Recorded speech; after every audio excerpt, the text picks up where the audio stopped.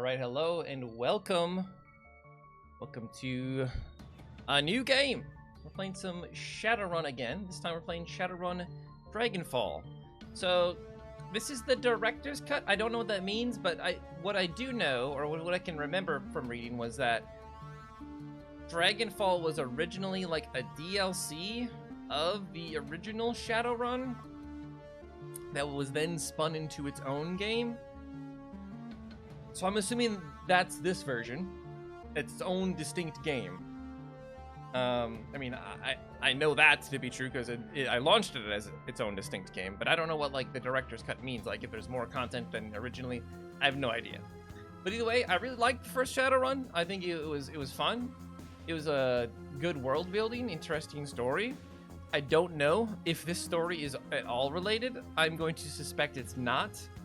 I'm going to assume this is like just in the same universe, but not at all connected in terms of the story or plot or anything. So either way, I think we just kind of dive right in.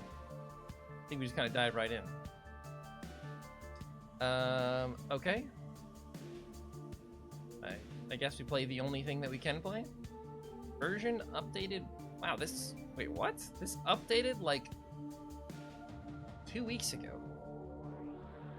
What would have been updated even? That's crazy. Huh.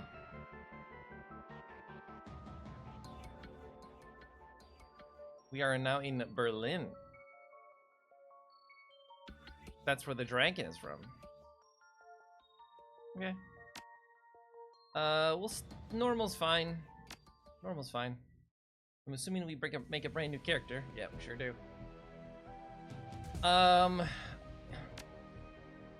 Do we build just the same thing? I kind of liked our build last time. I would have made a lot of different changes had I known how the mechanics to it work, but yeah. Maximum stats. Certain things. But we never got most of those stats up to that point anyway, so we stick with like the same kind of builds. Definitely continue to make our own. Are there going to be a lot more options? Wait, do they have the same portraits? Because it'd be really cool if we'd play the exact same guy. I don't remember what he looked like now. It was this guy, right? Oh, it's totally this guy. Yeah, no, he had the glasses. We had the glasses. I remember this guy.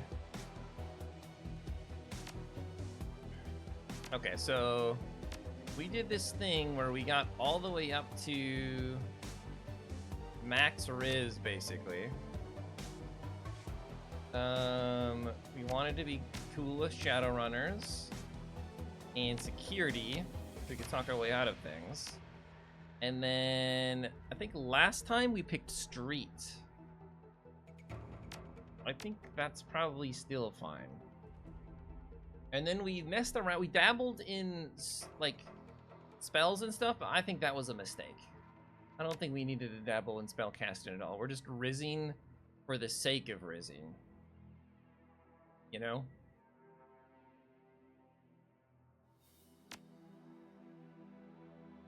Also, we should get more than that starting amount because that was terrible. And we had decking all the way up to 5. And quickness. I did like the rifle. The rifle was good. Right, we have to have ranged combat. Yeah, I forgot how different this spending a point system is. So we have 4 points in intelligence, but we're not really doing anything with it. So the next things we'd want to do is get our intelligence higher. And then continue working on getting our range higher to match our quickness. Choose an etiquette. Oh, I also get one for being an elf, I think it was? I don't remember why. Corpos? Socialite? Let's try academic, sure. Perfect. The Harfield Manor Run. Life was good. Easy jobs, regular pay, a reliable crew. But things went south and you had to drop off the grid, put a bullet in the past and start fresh somewhere new. The promise of opportunity and anonymity draws you to the free city of Berlin, the Flux State, a grand experiment in social order. Corporations tread carefully here. Even the great dragon Lofweir only has so much sway in the constantly evolving power structure of Berlin. The perfect place for a savvy Shadowrunner to disappear and begin anew. And as luck would have it, home to your old partner in crime, Monica Schaffer. I don't know pronunciations of German. I'm sorry. It's your third run with Monica and her team, an old castle holdfast, 1 hour east of Berlin, perched on a hill overlooking the countryside. The job is standard smash and grab, crack the vault, grab the data, get out in one piece. A mediocre payday, but work is work.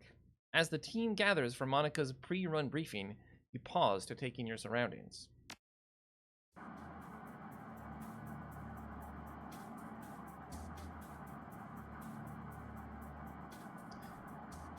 The estate grounds are silent, save for the faint whistling of the wind. Your team gathers near a side entrance to the old castle holdfast. Cloaked in darkness, the night is peaceful. You know it won't last. You know it for what it is, a pleasant illusion that will shatter at the sound of the first gunshot. Listen up, folks. Monica Schaffer. You ran with her back in the day. Now she's your team leader. Your decking skills may be sharp, but hers are Nova hot. Running with Monica is like taking a masterclass in IC braking. We're on a tight timetable. I want to enter the estate, find the basement, open the data vault, extract the files, and bolt. 10 minutes, top to bottom. Trying to get home in time for worm talk, love? Dietrich Shaman, the old man of the team. He smiles at her, his facial tattoos writhing in the moonlight. Maybe. How many times have I told you, you can't trust anything that comes out of a dragon's mouth? That trid trash will rot your brain. It's educational. Besides, this should be a milk run. Security is supposed to be light. A few automatic weapons, no armor. With a little luck, they'll never know we were here. Just like old times, eh? She's gonna die. She's 100% gonna die. Monica's smile returns, more wistful this time. The moonlight catches her face at a strange angle. Yeah, just like old times. Milk run or not, we should be careful. Glory. Razor-clawed street samurai. Her voice is cold and neutral. Her expression placid. They may only be private security, but their bullets don't know that. I can patch you up if I have to, but I'd rather not have to. You people need to relax. We're professionals, remember? Monica raises her arm and speaks into her wrist-mounted comlink. A darkened face shimmers on the view screen. Iger, are you in position? The comlink crackles, and the response comes back low and soft. Softer than you'd expect from a troll. Affirmative. The alarm lines have been cut, and I have a clear line of fire on the estate's service entrance. When you exit the building, the path will be clear. Is that the person on the cover of this game? I think it is. Looks like it. Excellent. Thank you, Iger. Just doing my job. Iger out.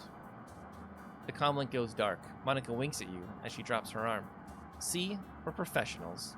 All right, people. Enough chatter. Our client wants the data from the vault, so we get him the data from the vault. Quiet, or quick, quiet, and quick. He said quick twice. Worm talk is on tonight. Glory raises an eyebrow slightly. I told you, it's educational. Your stuff and we'll head in. Okay. What do you got for me? Grab a weapon. I need a rifle. AK-97. Rest of my kit. Okay. still don't like that X or escape doesn't open the menu. Like, I expect it would.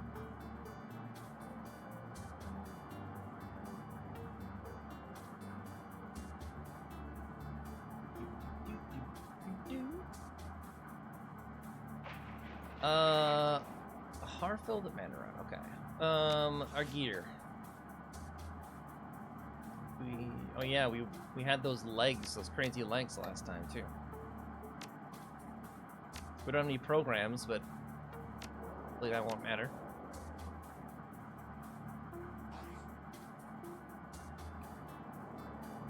We received money. Erosion level 1. Wait, what? The spell what we got?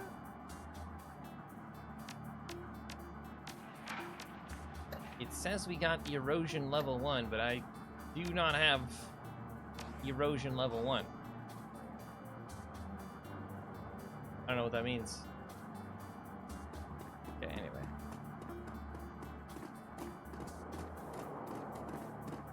Team's going that way, I'm going this way.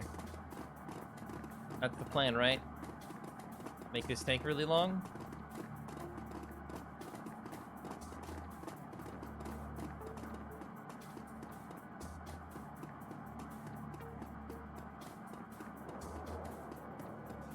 There's like some ambient noise that I don't like at all.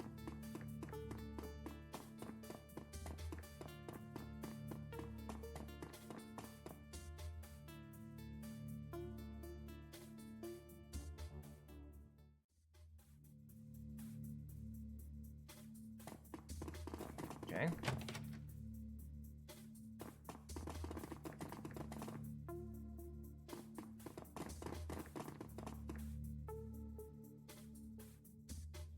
Slavic artifacts.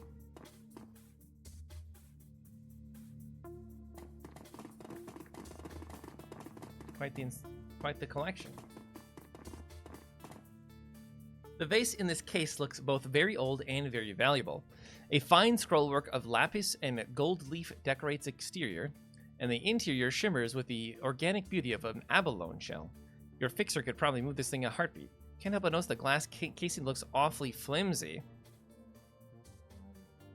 Maybe I'll come back for you later. I mean, we're supposed to be quick.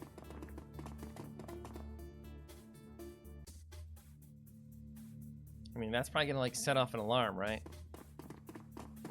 It will definitely make a lot of noise. Got dragon statues. What the hell? Oh well. We're about to make a lot of noise.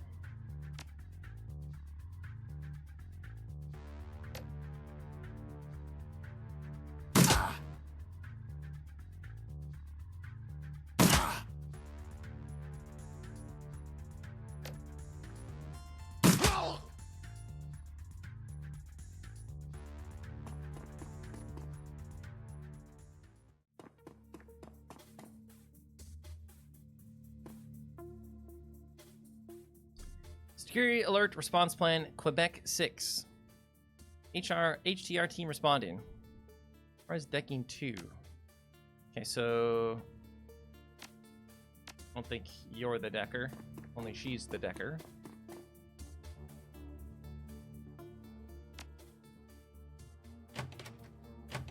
Intruders.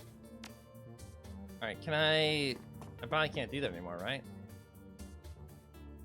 Override the door lock. Nice.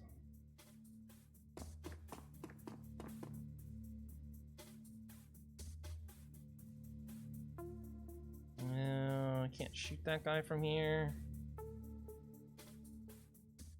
I put everything on double click mode. We'll see how long it takes for me to get sick of that.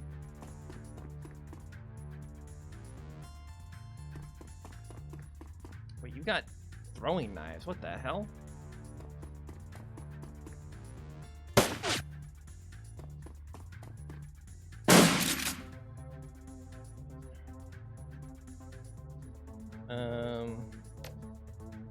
By the way, I like this layout a lot better as well. Before you had to like open a screen and then go to another screen.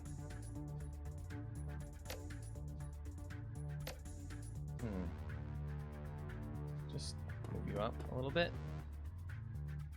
Yeah, didn't have much chance of hitting. Move you up here. Nice crit. Dietrich.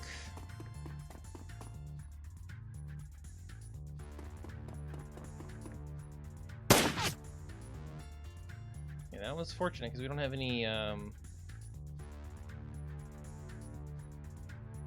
dodge chance right now.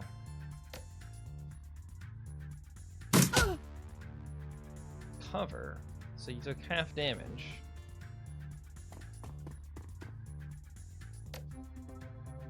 Unlikely to hit.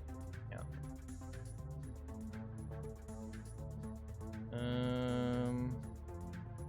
This doesn't provide cover from anything. Get behind this pillar.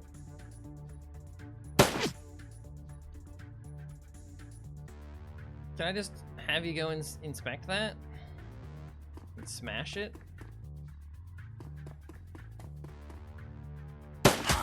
Ow.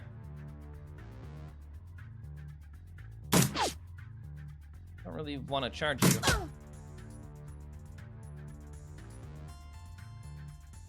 What kind of health we have? I don't know. Maybe we should just charge you.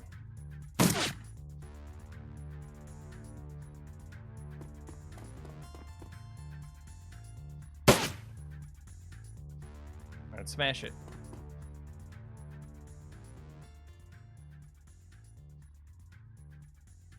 Taking it now would be just as bad idea. Oh. But I wanted to smash it. Ow.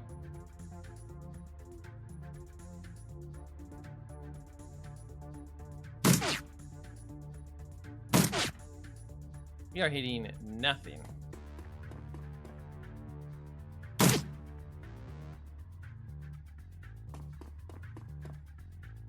No!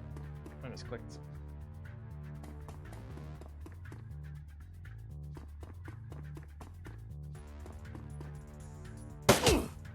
Ow!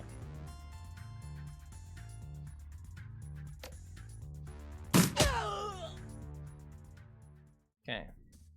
We're out of combat. Save. Okay, that was the door that was locked.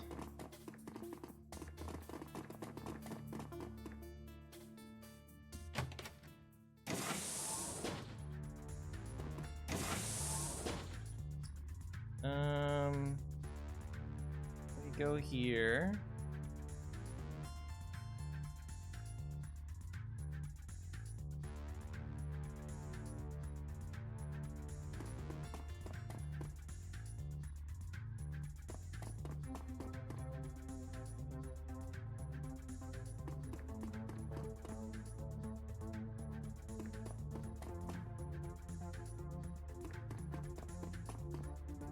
Maybe you start running in.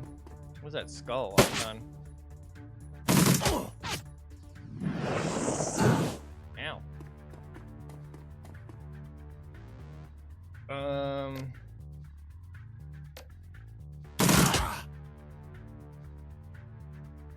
You can't shoot this guy? Oh, there. Now you can.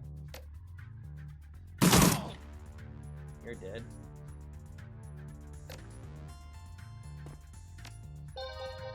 Heal you up.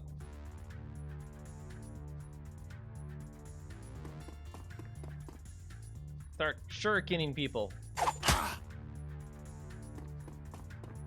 Nope. Really?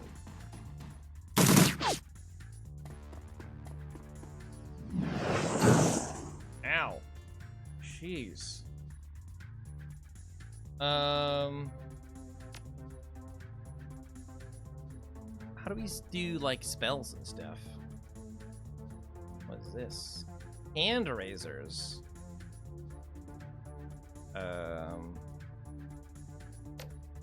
Activate adrenal pump.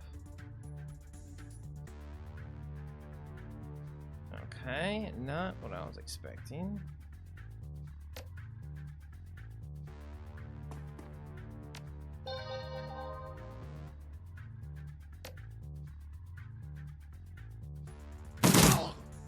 Oh, huge damage.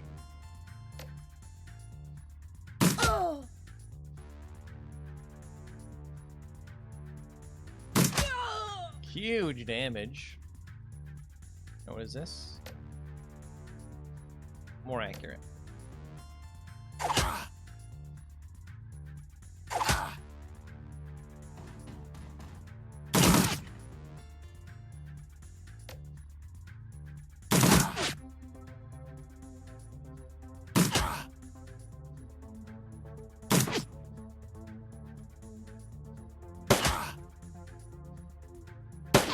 Bullets seem to last way longer in this game.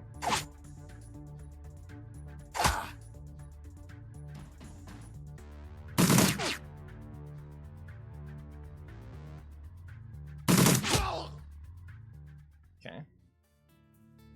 Save. What was this skull thing we kept seeing? Okay, that's where it wants us to go. Is that the exit?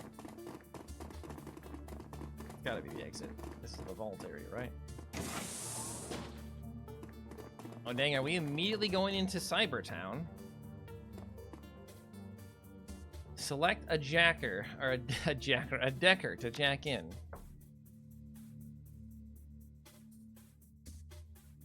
Yeah, you've got programs.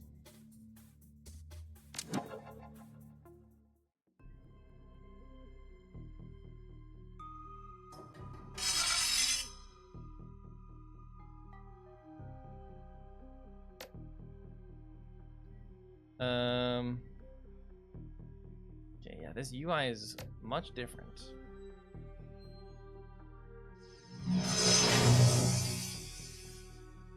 You don't have just a baseline attack? You do.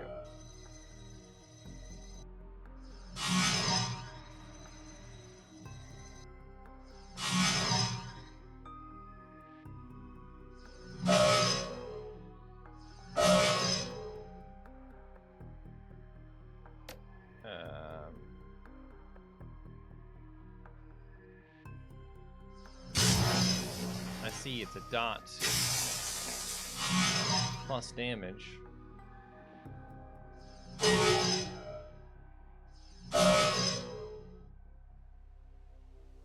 Okay.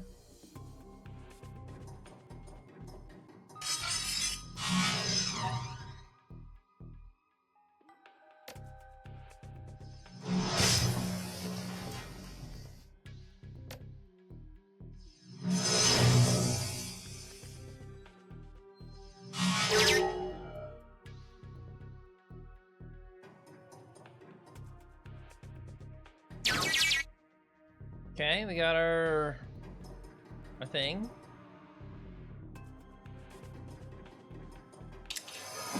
We're out. Okay. Feels like the game expects you to already know how to do everything. I mean, I do, as long as nothing's changed. But I didn't really. I mean, maybe because I just ignored the previous help tutorial. I don't know.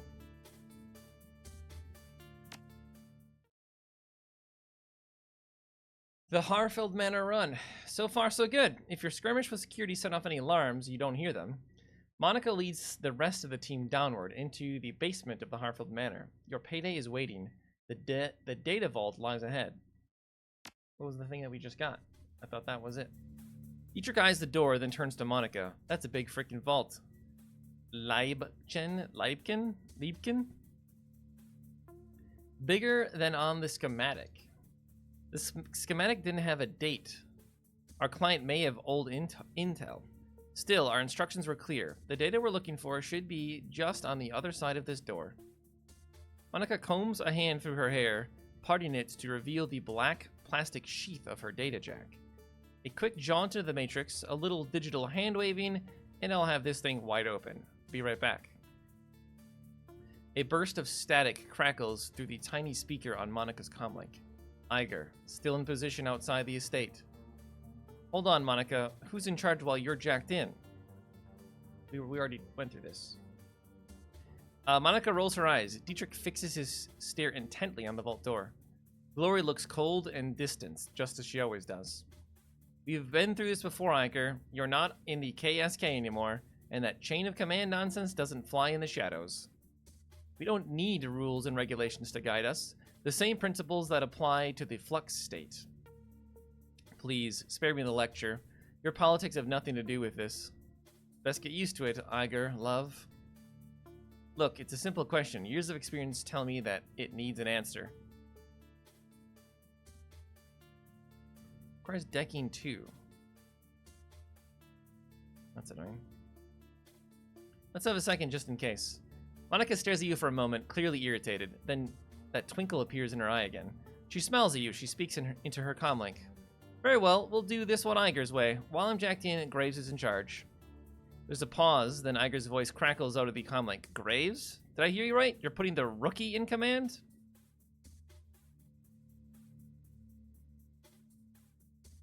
Listen, Iger, you asked for a decision, you got one. This is ridiculous. I know that this is a joke to you, Monica, but I'm telling you, Iger, Monica's tone is all business. Eventually, she has heard enough. The decision's made, you have your answer. Acknowledged. Without another word, Iger's image flickers and fades from Monica's communicator. Sorry about that. Iger can be inflexible, the legacy of a long military career. But she knows what she's doing, and she means well.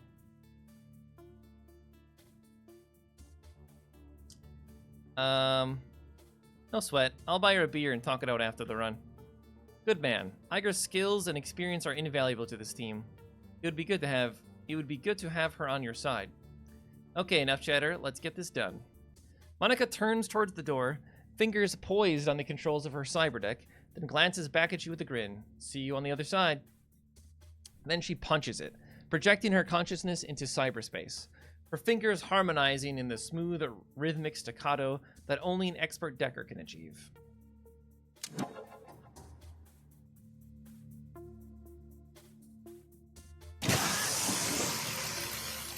Ruh-roh. Without warning, Monica's back arches violently and her head jerks back, silencing her terrible screams.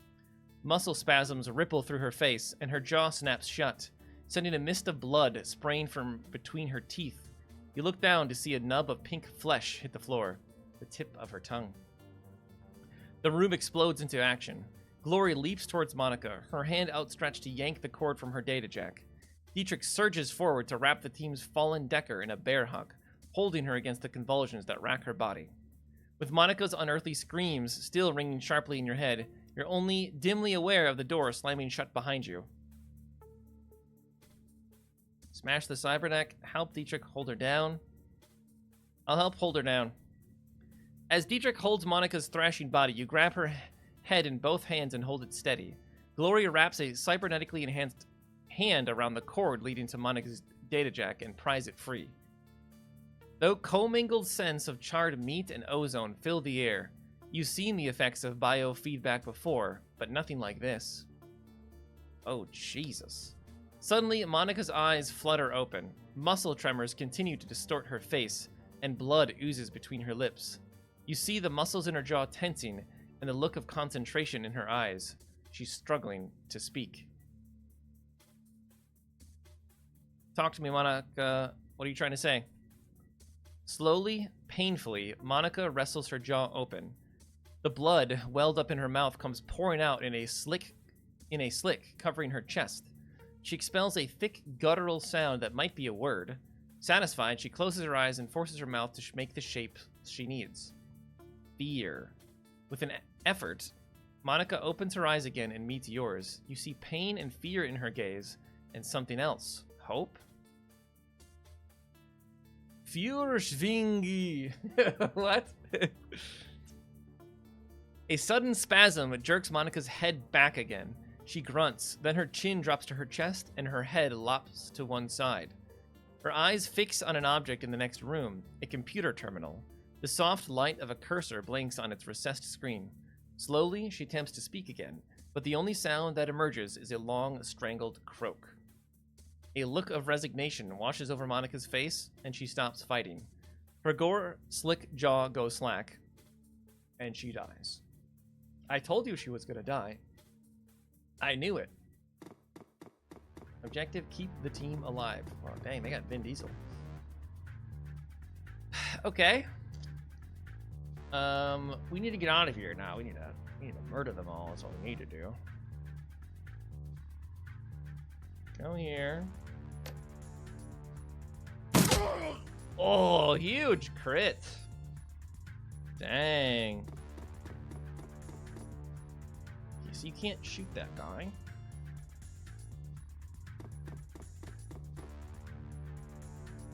Alright, Dietrich. Move up. Here.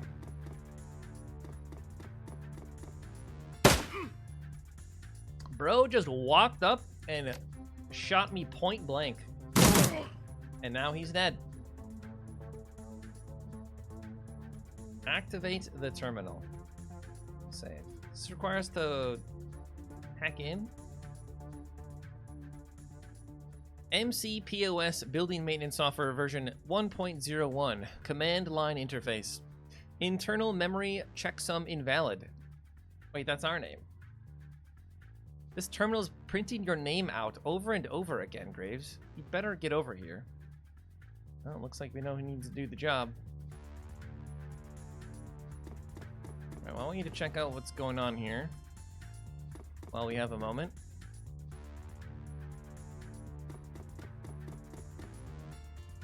What is... Oh! That summons a bad thing, right? Isn't that what that does?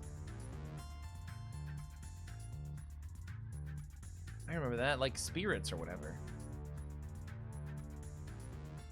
Okay. Dietrich scans the room nervously. They've sealed the door behind us. We've got to find another way out. What are you doing? I think Monica may have inserted a bug into the system before she died. What's it for? Something tells me we're going to have more company soon. I don't know yet. Watch my back while I figure this out. Text continues to scroll down the terminal screen. A problem has been detected with a core component of MCPOS. Restore to its default factory settings. Warning, restore process will take several minutes to execute. Connected doors and peripherals will be disarmed when complete. Graves. Hit the Y key. What if I do that instead of clicking that button? Okay, it did nothing. Process complete. 0% complete. Processing request. Yeah. As you watch, the number on the screen slowly begins to climb. This is going to take a while. You glance down at a second screen to see that the facility is on high alert. In place of a simple data vault, it seems you've stumbled upon some kind of massive underground complex. A map of the Holdfast grounds indicates that security forces are en route from multiple angles. The doors currently being rebooted by the system's restore processes are flashing a dull red. If you're reading this display correctly, the only exit from this room is the Holdfast's old servant's entrance on the western side of the building. At that moment, Iger's image winks onto your comlink with a crackling sound. The image is grainy, flickering in and out. What's going on down there, rookie? Talk to me. Iger, new extraction point. Hold up, where's Monica?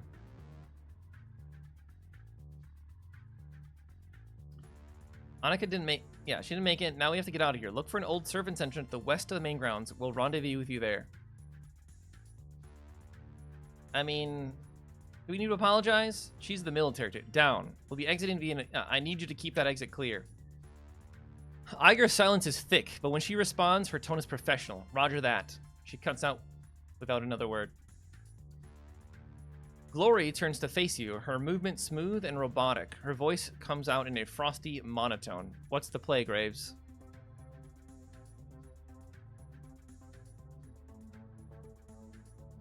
Monica found a way to open the doors, but it's going to take some time. Dietrich's pained expression lightens a bit. Of course she did.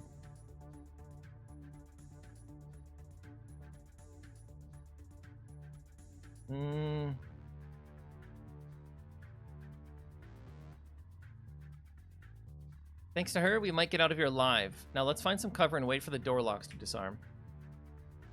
Thank you. Who is it? Liebken? Is that a word I should know? German. Liebken. Is love or darling. Liebken. Hold on. How do you pronounce it? Liebchen. Liebchen. Okay, that's a consonant.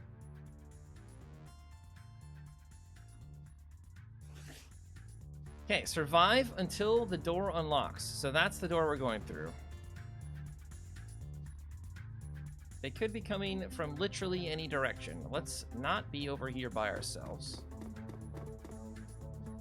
So we didn't loot her. Could we have looted her? Summon a spear. That's what I'm saying.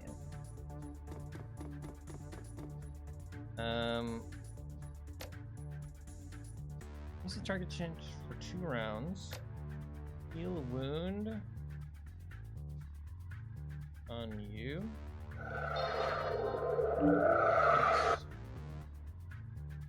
We're chilling.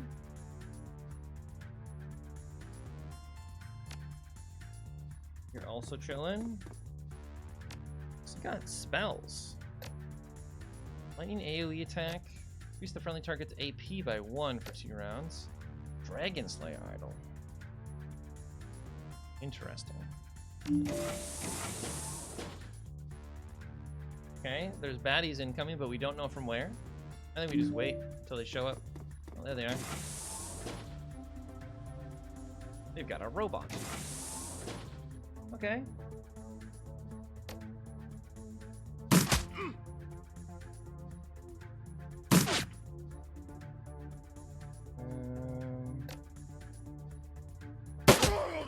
Nice shot. Get over here.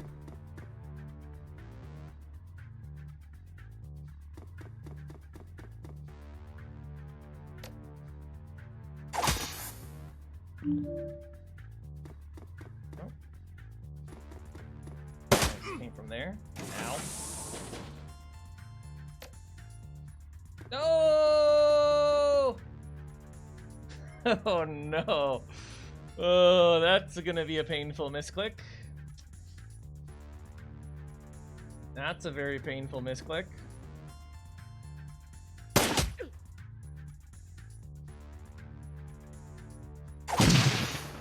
Big crit.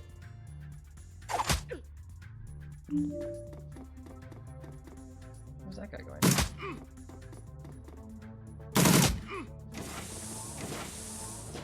Okay.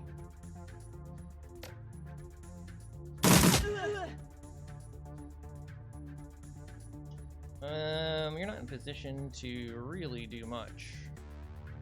We do need to heal you.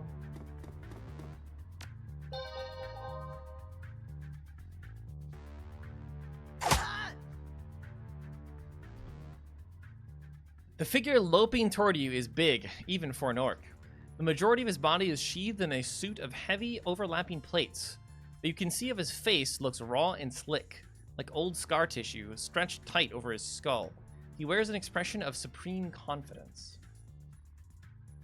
All right, friends, playtime's over. All you Shadowrunners are the same, skulking, sneaking. Steal a vase or 2 from the museum. No harm. Maybe I'll let you scamper away into the night.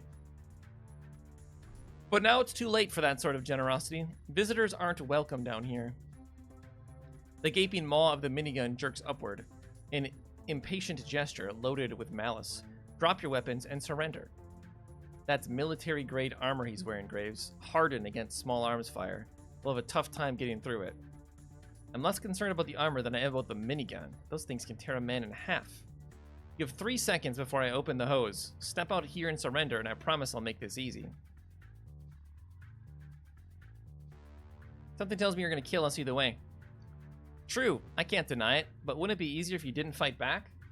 The orc shrugs, and you hear the distinctive whir of his Vindicator's motor spinning up to speed. The barrels begin to blur as he wheels the weapon to face you.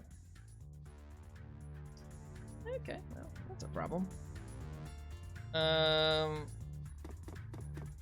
Through here. That hurts.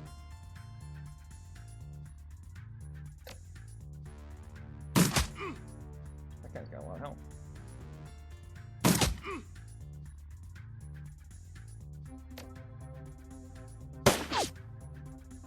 I mean, we didn't have much chance of hitting, but that's annoying. Heal you up. And then... 3 tiles.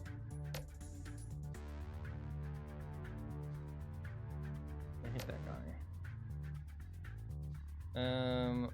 Let's move you over here. Oh. I see. Okay, it's open. Door's open. Oh, huge shots.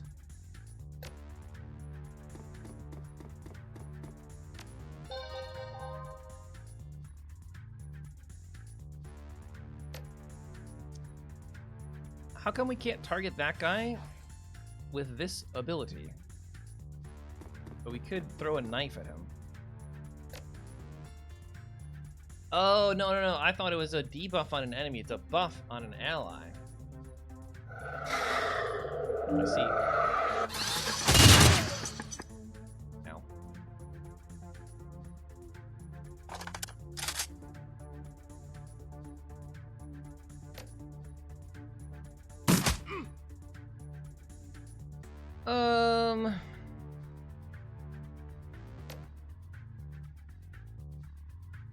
I need you to move here. Where'd that robot go? There you are. Nice shots. Okay, Dietrich. Buffing you.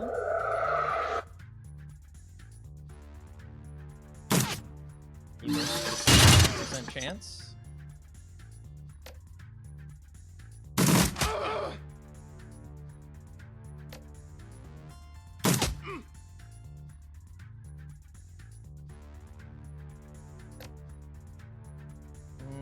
Can't throw very far.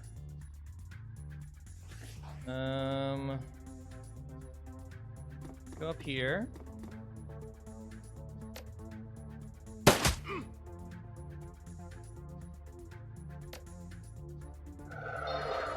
Heal you up.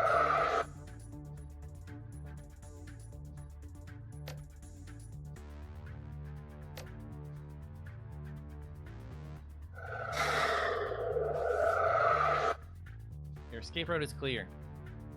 I mean, I kind of want to murder this guy, though. You know? Really feel like murdering this guy. Ooh, big hit. Can you throw a grenade now? You can.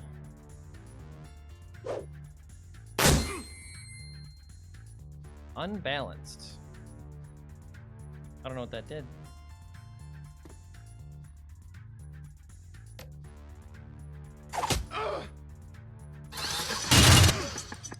Okay, we are very injured. I need you... What is this?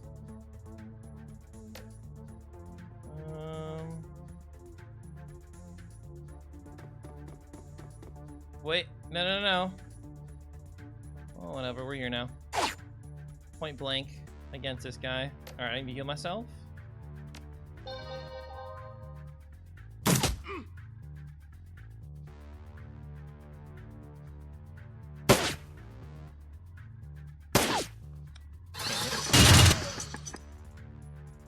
The orc suddenly pauses, inclining his head to one side and covering his ear with a finger.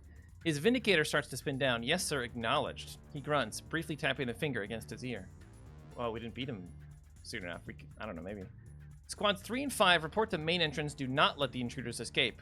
Without another word, he slings his weapon over an armored shoulder and turns to leave the room. That's right, run away.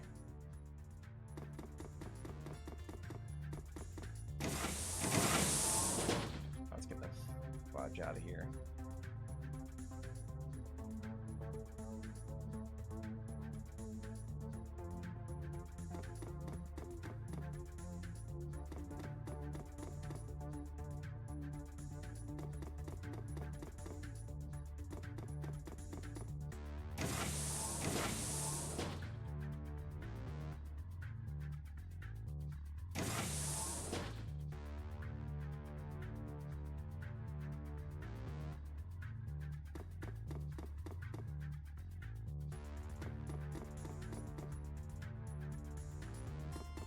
Oh, misclicks. Oh, jeez. Oh, jeez. We get more experience for killing them.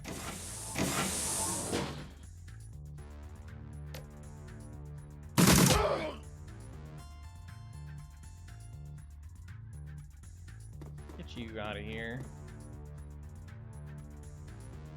Okay, you're gone. I want you to heal him.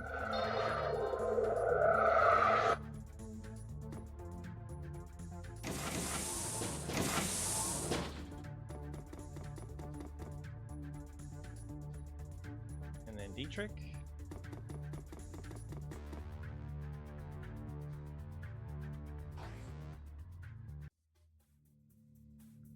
Iger rises from her corpse-strewn perch at your approach. From the look on her face, it's obvious that she's already sized up the situation. I knew this was going to happen. I fucking knew it. We can talk about this later. For now, we need to bug out. Tell me something I don't know. Iger slaps the side of the van. Pile in, people. And Graves, when we get back to the Cruise Bazaar, we're going to have a little talk. Another word I should know? Cruise Bazaar. Cross Bazaar. Okay.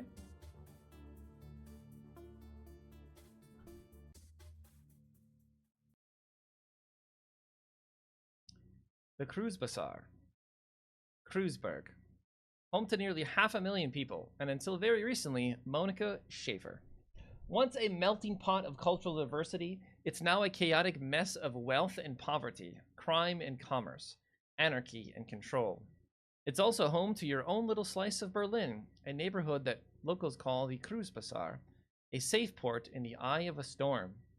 The ride back to the Cruise Bazaar is quiet. No one is in a talking mood. As the van veers past potholes and garbage piles, the glare of streetlights and neon signs plays across your window, painting the world in a kaleidoscope of garish colors. Soon the van rounds a corner and skids to a halt in a narrow, crumbling alley. This is as far as Berlin's chaotic streets will take you. Your team wordlessly debarks the vehicle and climbs down into a disused section of the U-Bahn tunnel system, a well-kept secret providing your team safe passage into the Cruise Bazaar. Your safe house waits on the other side.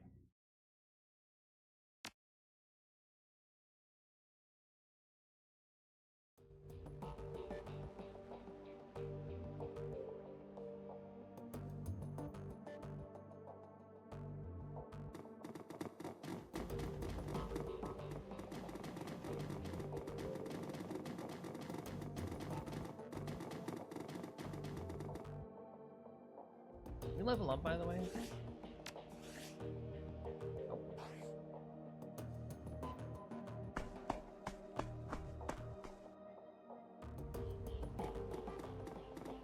Oh. You step inside, and the squalor of the disused U-Bahn tunnel gives way to the warmth of your safe house. A man waits inside, silhouetted against the dim fluorescent lighting. Something bad has happened, hasn't it? He steps forward, revealing a pale and expressionless face. Light glinting off of a steel-rimmed glasses. Paul Amsel, your team's fixer and landlord. Part deal maker, part information broker. One of the most well-connected men in Berlin. His eyes sweep across the team as he takes it all in. The grim faces, the hard stares, Iger's fury, Monica's absence. I had a feeling. How did she... His face has gone ashen. He swallows, takes a moment to chew on the words before spitting them out. How did it happen?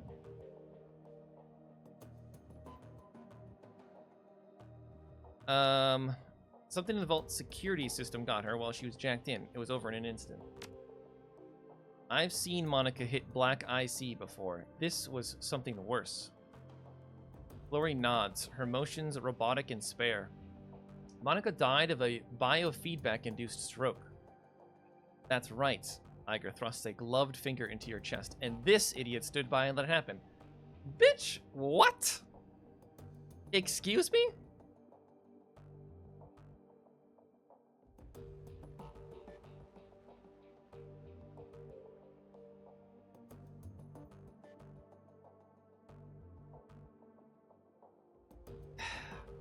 let it happen. She jacked in, she screamed, and she seized. By the time we saw she was in trouble, it was already too late. Yeah, because you never bothered learning what to look for. Muscle contractions and microtremors are good indicators of a Decker in distress. I'm assuming you didn't have anyone keeping an eye out for those? No. If you had, my friend wouldn't be lying dead in a basement. Oh, shove off, Iger. We were all on the lookout for physical security, Graves included. Throwing him under the bus isn't going to help anything. Under a bus is exactly where he belongs. Iger turns to face Dietrich. She towers over him, but he stands his ground. I respect you, Dietrich. You know that.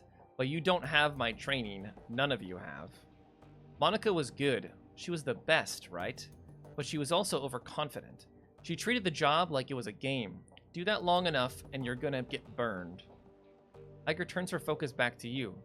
And if you'd been paying attention, you'd have figured all of this out on your own by now. You'd have known that Monica needed watching as much as that door. Enough, Iger.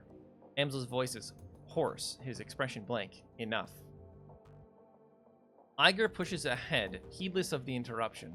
Her voice remains measured, but there's fire in her eyes. How many seconds passed between Monica's first convulsion and her plug getting pulled? 4? 5? Do you know how much damage biofeedback can do to a Decker's brain in 5 seconds? Iger, you don't have to answer that. Of course you know. Monica died while you stood there and watched. This is all your That is enough. Amsel's voice comes out in a roar, and his fist smashes down on the desk beside him. Iger, you and Graves can have it out later, but I've had enough. We need to talk action. Our client sent you into something much bigger than he'd led us to believe. I want to know why. Right there with you. This was supposed to be a milk run. Payback isn't the only reason why we need to find him. We saw something back there, something that we weren't supposed to see. It's fair to assume that we're all still in danger. He pauses and rubs his temples. Agreed. And to neutralize that danger, we need to know who we are dealing with. Let us review the events that transpired tonight. The smallest detail could be important, so hold nothing back.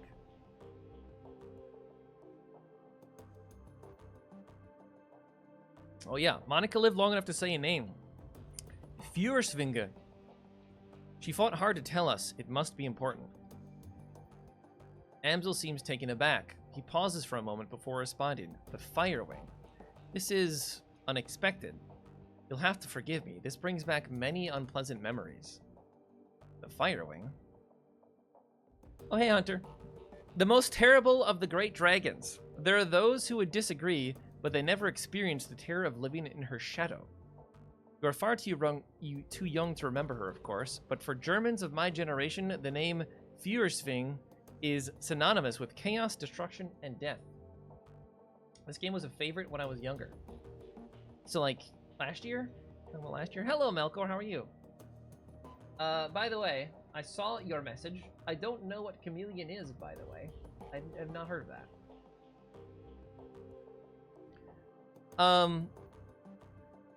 Firewing. The dragons of today are subtle creatures, full of patience and guile. Feuersving was not. After her awakening, she went on a 4-month rampage that claimed tens of thousands of lives. Huh. You're invited to come. Yeah, what is that? You can't link in here. I see. I don't even know what it is, though. I heard a beep. I mean, my answer is I'm probably going to be playing this game. Okay, that looks funny. That does look funny. Amsel takes a deep breath, slowly releases it. There is a haunted look in his eyes. Those were dark days. Countless men, women, and children were slaughtered, roasted alive in their homes by a creature of legend. No hope for salvation, and no end in sight. It was a horror that you cannot begin to understand. I wonder why this game's called Dragonfall. What stopped her? I can't imagine that a rampaging dragon would just go away on its own. Eventually, the Firewing was brought down by a man named Dr. Adrien Vauclair. Well, with the help of the Luftwaffe, of course. That's the German Air Force? But it was experimental weapons designed by Dr. Vauclair that finally pierced her hide. She fell in a hail of bullets and rocket fire, and crashed down in the radioactive wasteland of the SOX. Excuse me? What's that? This event was called the Dragonfall. Oh, there you go. Safe at last from the dragon's wrath, Germany celebrated Valclair as a hero. Our own Siegfried, a modern-day dragon slayer. My own family practically worshipped the man. If the Dragonfall was as important an event as you make it out to be, I'm surprised that I've never heard of it. Those early years of the Awakening were traumatic. Not just on a national level, but on a global scale. New species of awakened animals were being discovered daily. Within 2 years of the Dragonfall, the active use of magic had returned to the world. A new source of terror for a bewildered public. And in 2021, the sudden emergence of orcs and trolls gave rise to yet another wave of global panic. Right, so if I'm remembering like the lore, this would have happened in 2012 when the Mayan calendar predicts like the end of the world. Their lore is that's when magic just returns to realities or whatever, and then that's the awakening, and then all the magic crazy stuff happens. In light of such turmoil, is it any surprise that Dr. Valclair and the Firewing were forgotten? Dragons were yesterday's news. Again, all of this happened decades ago. To the best of my knowledge, the story of Firewing is a bit of a historical trivia and nothing more. Alright, so Monica spent her dying breath to tell us about a long-dead dragon. Iger sweeps her eyes across the group, searching for a glimmer of insight. Finally, she gives up. Any ideas as to why? Amsel's voice trembles with frustration. No, it doesn't make any more sense to me than it does to you. The Dragonfall is ancient history. Firewing has been dead and gone for 42 years. But there's one thing that I do know. Whatever Monica saw, whatever she was trying to tell us, was important. He visibly struggles to calm himself, takes a deep breath, then slowly releases it. I will look into this, and I will find answers. In the meantime, did you turn up anything else of value? The estate was just a front for whatever was going on in the basement. That much is clear. It wasn't a minor enterprise either. That facility took serious funds to build. And time. There was more to it than we saw. Places like that don't spring up overnight. And all in secret. The owners, whoever they may be, were none too pleased by your escape, I'm sure. What else did you find? After everything went to hell, you were confronted by an orc in military-grade armor. He appeared to be the head of security. That is not much to go on. Do any details about this orc come to mind? Any distinguishing features that I could look into? He was an older guy, for one. From the sound of his voice, I'm guessing mid to late 40s. Pretty old for an orc.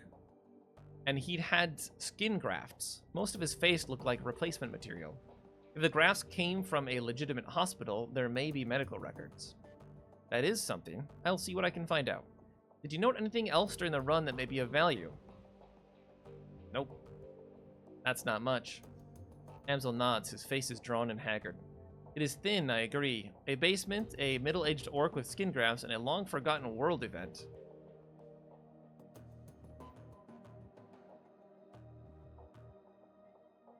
Wait, we're still missing something. Who paid for this run? Amsel looks pained. I do not know his exact identity. I did not set up the run. Monica did. I warned her. I told her not to take the job, but she assured me that it would be a cakewalk. Monica was approached recently by a man who calls himself Green Winters. He used to be a prominent activist in the F-state political scene. I never liked the man, and I certainly never trusted him. But Monica, she would do anything for her cause, anything for the Flux state.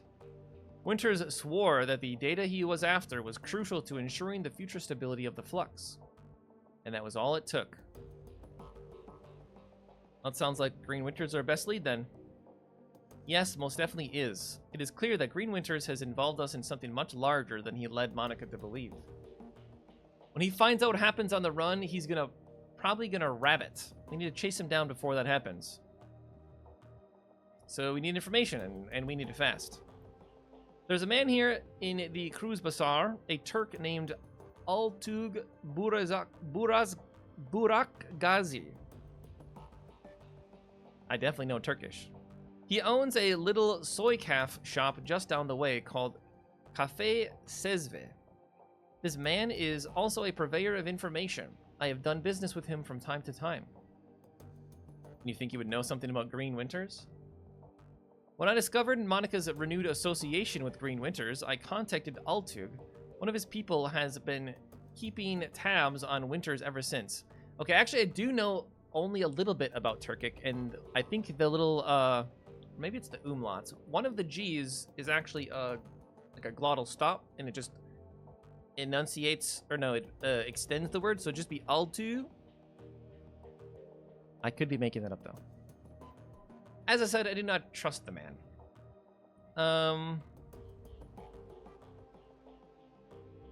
Best to be cautious in our line of work. Should I go meet with him then? Yes, tell him I sent you. I will do what I can to dig into the information that you've uncovered already, sparse though it may be. There is a dog.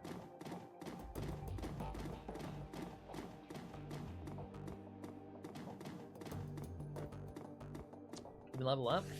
I mean, we can spend karma. Okay, I want to get our decking up. Level 3 at minimum. 5 is probably where we'll end up.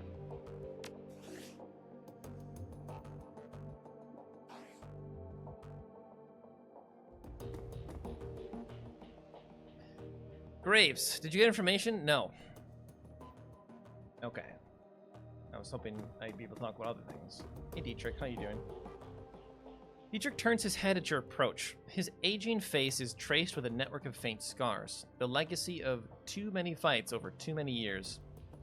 While he still retains a degree of strength and vigor, it's obvious that the shaman you see today is a shadow of his former self. Despite all of this, there is still an aura of power surrounding the man. He raises his bottle, offering it to you. Graves, welcome. I've got a bottle of schnapps that needs sharing, and we've got a fallen companion to drink to. Yeah, Prost. The liquor in the bottle is crystal clear, and as you raise it, you catch an intoxicating whiff of cloves and caramel. A taste of sweet corn and walnuts, with a lingering aftertaste of buttery toffee. That sounds delicious. You swallow a swig, then return the bottle to Dietrich's outstretched hand. He takes a long pull on the bottle and then locks eyes with you. Let me ask you a question. What made you choose to come to Berlin? Nothing in particular. He rolls his eyes at you. Oh, come on, boss. You're gonna have to do better than that. Monica told me that you'd made a name for yourself in the Megaplex. Had your own team and everything. What the hell's the Megaplex? Leads a man to wonder why you packed up and moved here.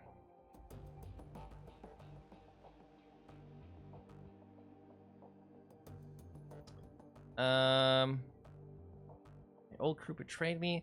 It's time for a change, that's all. Really? Nobody moves to Berlin without good reason. You must know I came back for Monica. Well then, I'm sorry for your loss. Even sorrier, I mean, if a man can be such a thing.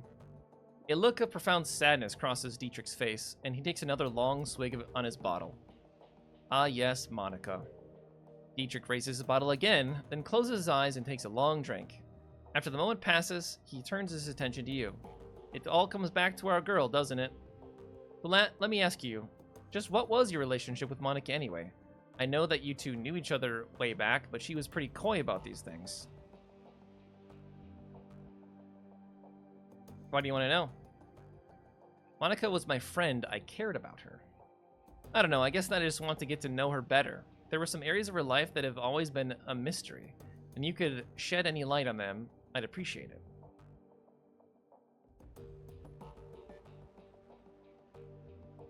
Are we like setting up a backstory about how, I mean, is this going to be impactful at all? I knew her well enough to know what you mean. She did have a mysterious way about her. So what was the deal between the two of you? Don't leave me in suspense. We were very close? Were we? We're probably just friends. You're friends. Right there with you, and privileged to say so. She was one of the best women I've ever known. Anyway, I've taken enough of your time, and the bottle's almost empty. Thanks for taking the time to talk. For what it's worth, I'm happy you're here with us. Teacher takes a final pull on the bottle, then tips it forward, pouring the rest on the ground. Rest in peace, Monica. We'll miss you, girl. Okay, I like this guy. Hello, dog. As you start towards the safe house door, a large four-legged form steps around the corner. Dante, Monica's dog, an enormous mongrel of indeterminate breed. A low whimper emerges as he enters the room, head hanging low. Oh shit, Dante. Don't worry, boy. We'll look after you. At the sight of Monica's dog, Angel's eyes well up. He inhales, but he can't quite catch his breath. He started whimpering about an hour ago, turned into a full-blown howl, wouldn't stop, kept. That's when I realized something bad had happened. Looking down into those huge brown eyes, you see intelligence and sadness. He lets out a small whine and rubs his head against you. Yeah, we'll scritch his ears. Dante leans into you and looks up mournfully, pressing his ribs against your leg. I guess the dog's going with you, Graves. Amsel takes a ragged breath and releases it. Then a slow, melancholy smile plays across his face. Well, perhaps a part of Monica lives on in Dante. Return to the safe house when you're finished with, Altu, mein Freund, my friend. With little luck, he can help us locate Green Winters, and we can get to the bottom of this. And now, I think we should all take a moment. For Monica. We've been taking moments. Alright, where's, anything in here? Nothing in here.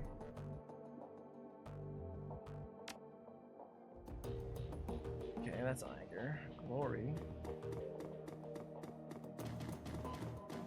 Nothing. Future companion, potentially. I'll talk to you last.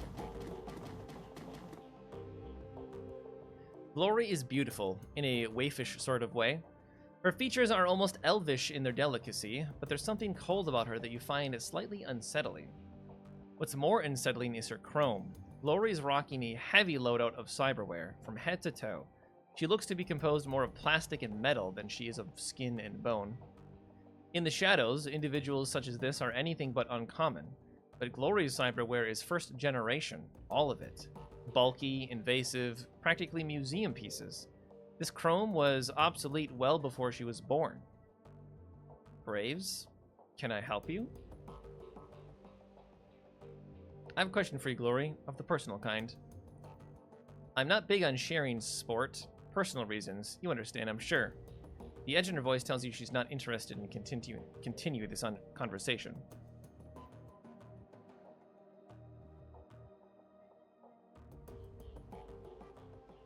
Of course, we all have our secrets, but if you ever want to talk, I'm here.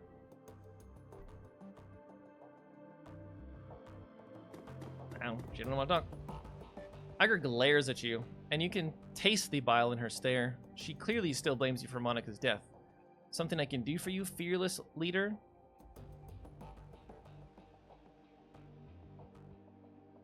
We need to talk. Not right now, we don't. Don't push me on this.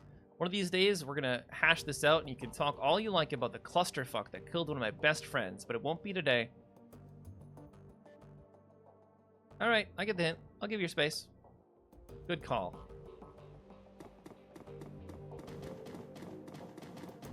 This bish. This bish. Out to the streets? I guess so.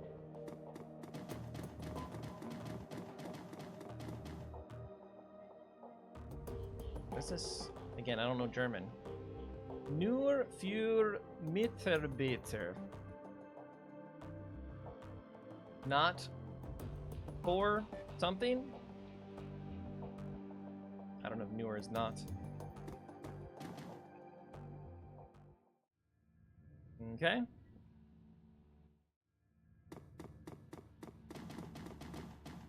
Wait, this layout looks exactly the same as Seattle did.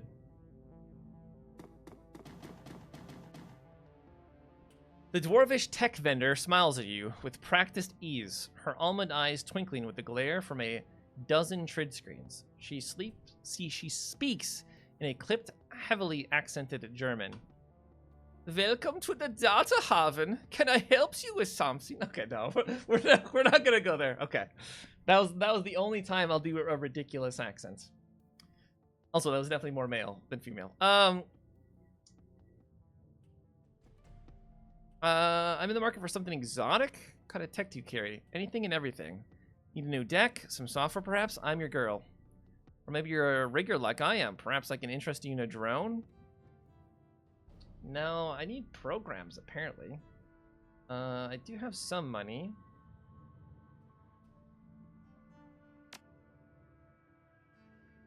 I can upgrade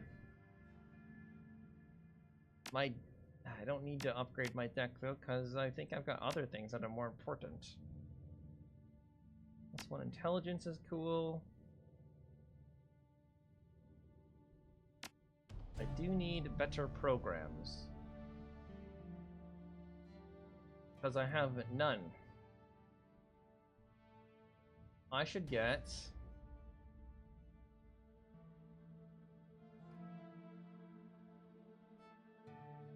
I don't know.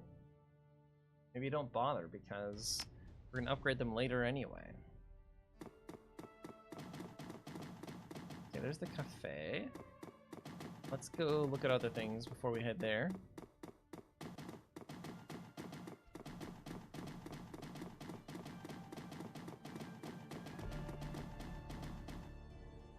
Platform.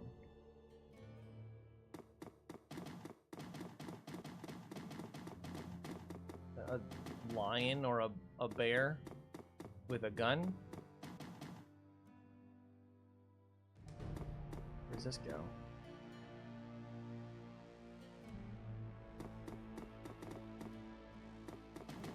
Nowhere.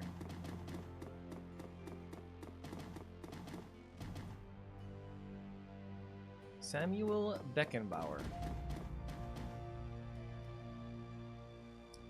The sound of your approach, the orc turns to face you. He wears a severe expression, but there is kindness in his eyes. Guten Tag, elf. Can I help you with something? Take it you run a charity?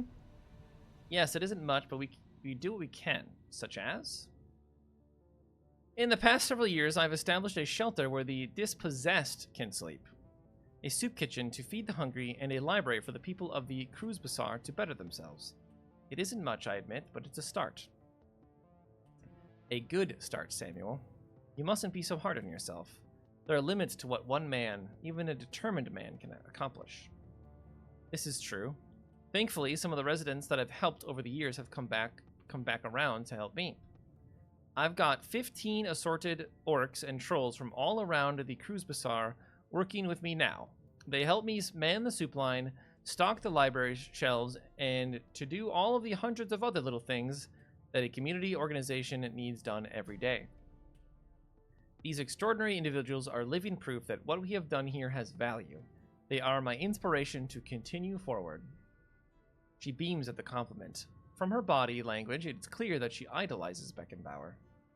Now, do you have any more questions? If not, I will bid you good day. I don't wish to sound self-important or rude, but there are many pressing matters that demand my time. Are you accepting donations?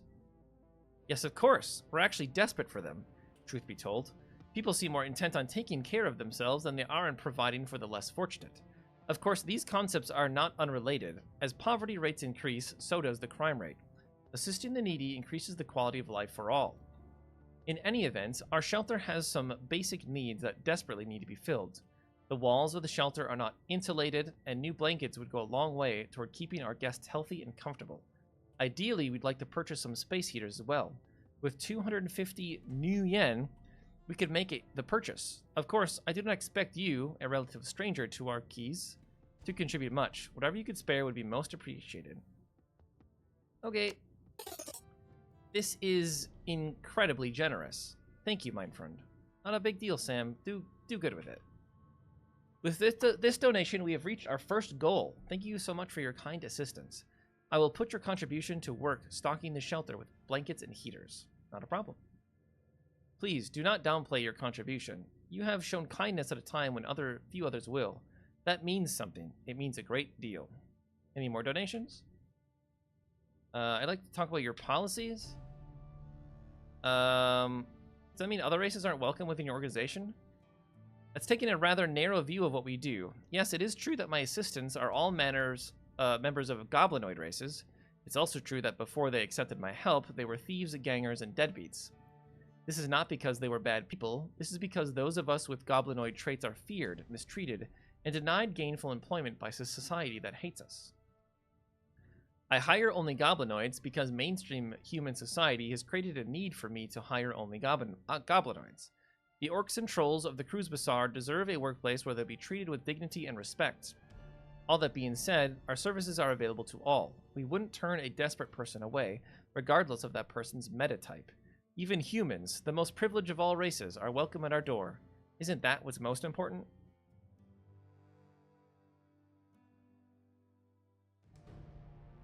You know what, it is. I agree with what you're doing. You're feeling a vital need in the community. Thank you for saying so. Alright.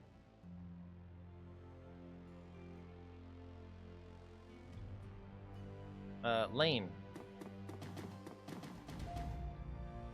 Before you stands a troll, though it is a stretch to say he's standing at all. His great mass is barely held upright by two vintage prosthetic legs, along with a crutch under one arm. His body clicks and hums with every shift of his weight. Despite these disabilities, his eyes are sharp and calculating. I know you?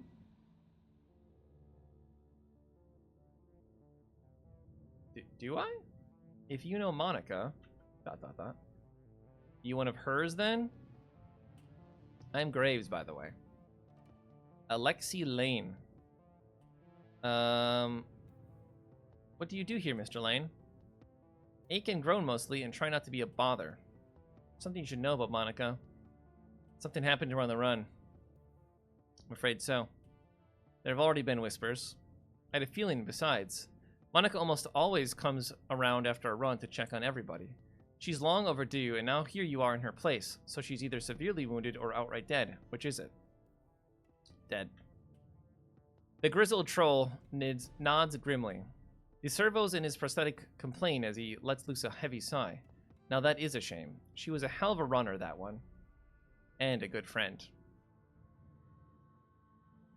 You like... There's more... we're like setting up for other things. It's just very confusing what we're setting up for. Zach Flash. That's an awesome name. It's like max power.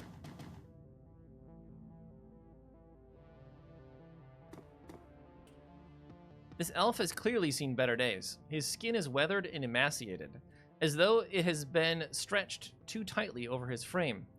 Track marks line the crooks of his arms, and dirty bandages wrap his knuckles. Despite all of this, he seems cheerful enough.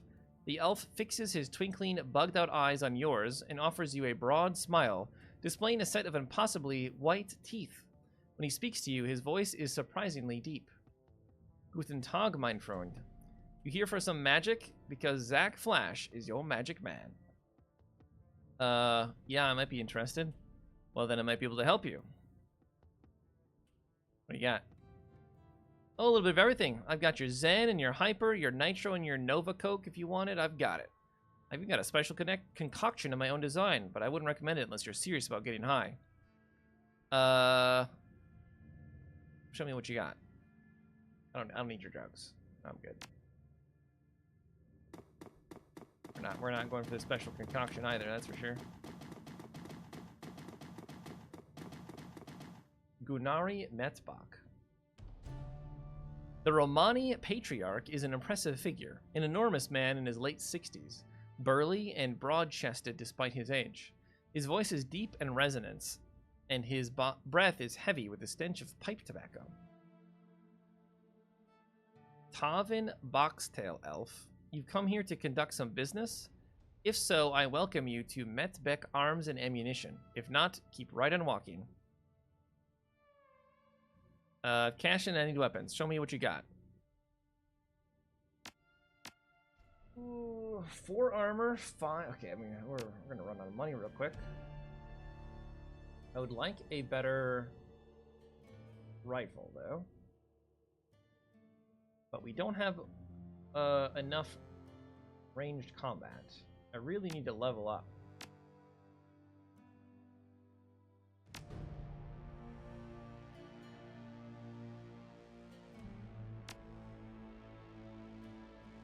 need to level up. Dancer's bag? Tipping or robbing?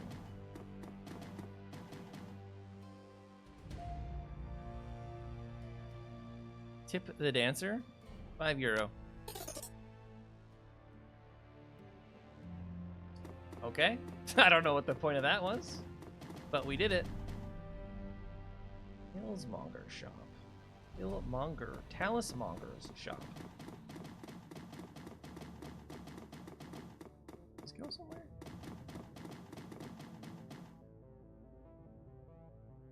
Absinthe. Your name is just Absinthe. Something about the young elf behind the counter makes your breath catch in your chest. She's lovely to look at, but it's a strange kind of beauty. Her eyes are large and luminous and impossibly green. As she looks up at you, you can see that her irises are flecked with iridescent gold. Hello and welcome to Algernon's. Perhaps I can help you with something. As she smiles up at you, her eyes fixed on yours, a curious feeling of weightlessness fills your chest. It feels as though you're floating in a warm, calm sea. A gentle current pulls you closer to Absinthe, and the sensation is pleasant. As you drift, the golden specks in her eyes begin to move. Oh no. Oh no. The golden specks in the elf's eyes shift and twirl, slowly picking up speed. It's mesmerizing. All at once, the specks explode into light and color. Absinthe's eyes now fill your field of vision, and it feels as if you're drowning in an alien sea. The patterns traced by the shimmering specks in her eyes are kaleidoscopic, enchanting, nearly impossible to turn away from. Gotta lose yourself in the moment. You are lost. Your entire world has been reduced to a churning vortex of green and gold. Dimly, you become aware that something is happening. You feel your body being buffeted by unseen forces, and suddenly everything goes black.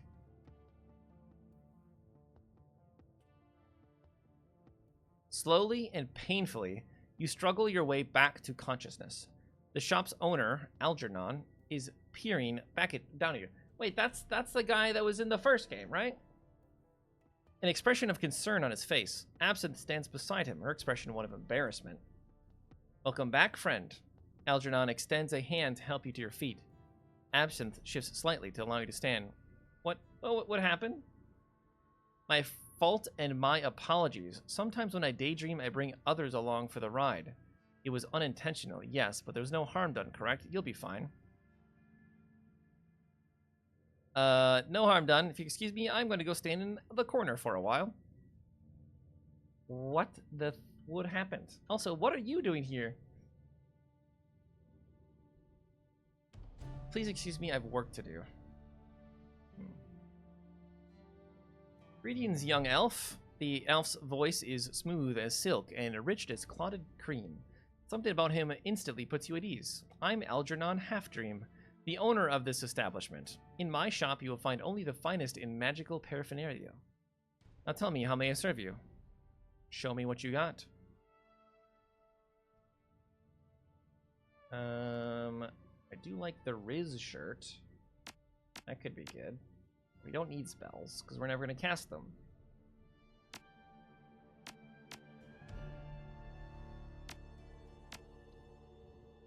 Let's take the Riz outfit. We put it on. That looks sick. Alright, there goes all my money.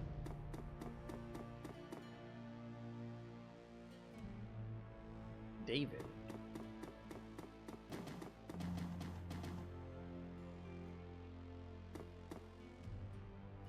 A pair of round eyes peer up at you from under the hood of a grime-smeared winter coat. You recognize him as David, one of the Cruz Bazaar's street kids. If you had to guess, you'd place him in his mid-teens, though it's difficult to tell beneath the grime and acne marring his face. You've seen him following Monica around between runs, chasing her heels like a lost puppy. She always seemed to have a soft spot for the kid. Oh, hoy, Graves. Have you seen Monica around? I've been looking all over for her. I'm afraid I have some bad news for you, kid. She's dead, isn't she? Sorry, kid. We all are. Yeah.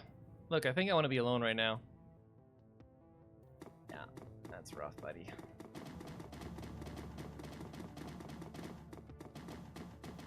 back in here? No.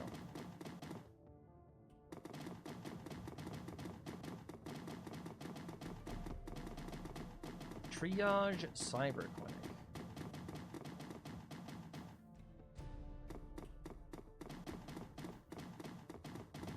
A locked door. I am intrigued. As you approach the elf, you notice that he's in mid-conversation. His lips move rapidly, and his voice comes out in a low, quiet tone. The glossy plastic shell of a high-grade comlink glints on his wrist.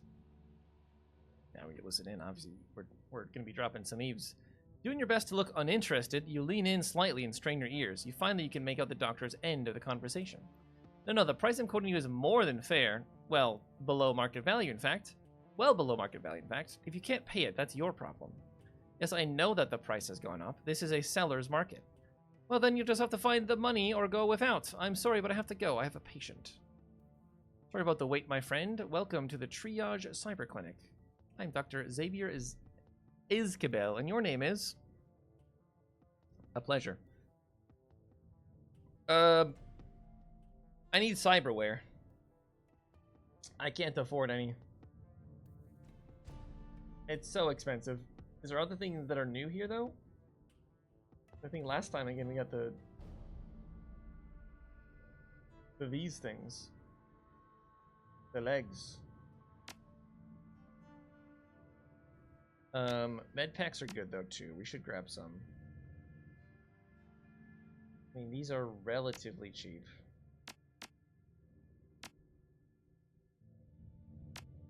Just buy all of them. Also, I can sell that.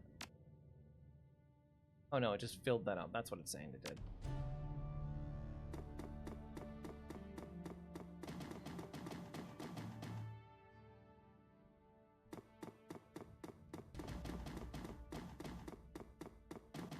That goes nowhere. Simi.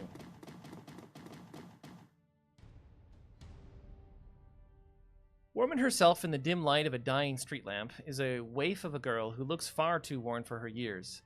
The Mother Superior, she says there'll be 7 for me to care for. I need to see to them. 7 what? What do you have to care for? The captain's children. The Mother Superior says there are 7. She says I'm to be governess to the children. You notice a chipjack poking out beneath the young woman's unruly hair. The vacant look in her eyes marks her as a likely BTL junkie, lost between reality and any number of better-than-life virtual constructs. I need money to get back to them. This story sounds familiar. Captain Von Trapp is very well known and respected. The poor dear lost his wife and the children and their mother. A child should not be without a mother, and a mother should not be without a child. Have you seen the captain? Look, do you know Monica? She one of the sisters at the Abbey? No, wait, Monica. Yes, she's good to me. Brings me food to eat and tea to drink. Afraid of some bad news. She died? Sorry, yeah. I don't like this, but I can't switch it off. Try to pull the thing out of her brain. Shudders and her eyes grow large, she does not sob, and she smiles a sad smile. She will go to heaven, she told me. It is a place for good people, stillborn babies, and childhood pets. Jesus. And she was a good person.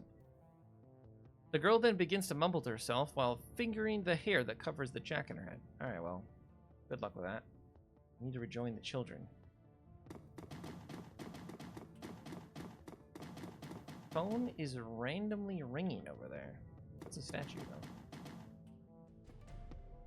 Bizarre monument towers before you. At the top of the pedestal, the form of an angel stands, its outstretched wings looming over the small park. But the material is strange and uneven, giving the statue a cold, Frankenstein-esque appearance. It appears that the artist has welded this monument together from various metal scraps and pieces of junk. As you approach, a small, grimy monitor at the base of the statue flickers dimly to life. The grainy face of a smug young orc appears on the screen.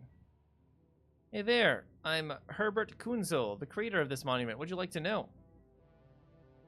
The name of the statue? Tribute to Victory. The Victory of Anarchy. It is both a citation and parody of the statue we destroyed some 20 years ago. You may remember it from the history trids as the Siegsaul, or Gold Els. I don't know what that means. Installation history? Isn't it obvious? It's a monument to the hubris of the Prussian state. It's blown to bits, so someone takes a lot of bits and builds a monument to the hubris of anarchy. Okay. I am the visionary Herbert Kunzel from Lindvermer. You might know me from... Okay, yeah. Good luck with that. A random phone is ringing. Obviously, we answer. It's an old, obsolete phone booth. It's ringing. A monotone, pitch-adjusted voice begins speaking almost immediately. The Schachwellenreiter's contact for this keys is no more. Graves is listed as a follow-up contact. This is our only secured line to this keys. Please listen to the following instructions carefully if you are a supporter of our cause.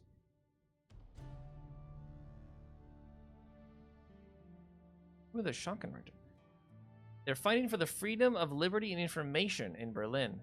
The F-state manages many things, but information remains controlled. Corporations keep any information they can under lock and key, silencing dissent, silencing indiscretions, silencing the truth. Our goal is to liberate this information so that any who may wish to access it, and so that the F-state can regulate itself based on truth. We're simply a collective of like-minded individuals. Is this like a side quest thing? What's going on? We have phone booths in strategic locations throughout the city. Within each one, you may find a request posted for specific information. If you can obtain a copy of this information, return here and submit it via the port below the receiver.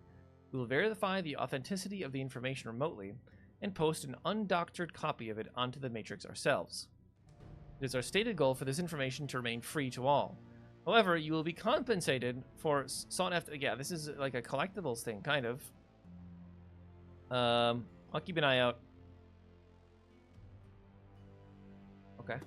So it's just a thing we can do while we're doing a mission. Collect information and sell it, I guess. Okay, I think we've talked to everybody.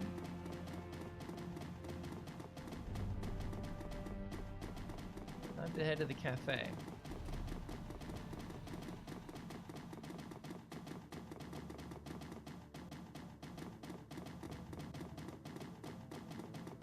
I really don't like the sound effect of the walking. It's actually kind of annoying.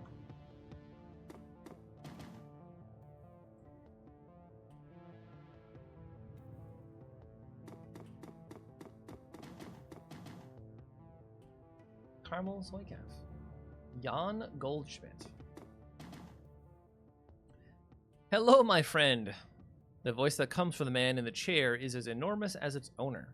A deep, booming roar, dripping with unrestrained mirth. A fine day for a Soycaf, yes? Every day's a fine day. From the back of the store, the voice of the shopkeep cuts you off. Don't mind the fool in the chair. He roars like a traumatized walrus, stewing all day in his own sweat. The man behind the bar glares at Goldschmidt, his upper lip curled in disgust. I tolerate him only because he takes his Soycaf by the bucket. Goldschmidt responds with a raucous belly laugh. Apparently he finds the shopkeeper's insults to be hilarious. Ah, Altu, mein friend. You are quick-witted and sharp-tongued as ever. I bow to you. If you wouldn't mind... Once again, the shopkeeper cuts in. To bow to me, you would first have to vacate your chair. I shall summon a team of determined young men and an ox to assist with the task. With luck, you will be on your feet by nightfall. Goldschmidt smiles up at you, his small eyes glittering. Enough of this senseless bickering. You have approached me for a reason, yes? Tell me, what can Jan Goldsmith do for you? Why do you put up with those insults? Don't you have any pride? I put up with them because they amuse me. The fact that they amuse me infuriates my friend, who in turn hurls more insults. And thus the cycle continues. It is 2 years now that I've been your customer, yes? 2 years of Soycaf and strained patience, yes. And I remain happy, and Altu makes money. An ideal business relationship. Yeah, that sounds perfectly healthy. Take care, Jan. Until next time. Hi. I'm here to talk business. The man behind the counter looks right past you and at the dog following closely behind. Dante, I'll fetch his water dish and perhaps a coffee for our friend here. Soy calf, black. The Turk looks disgusted. Very well, a soy calf.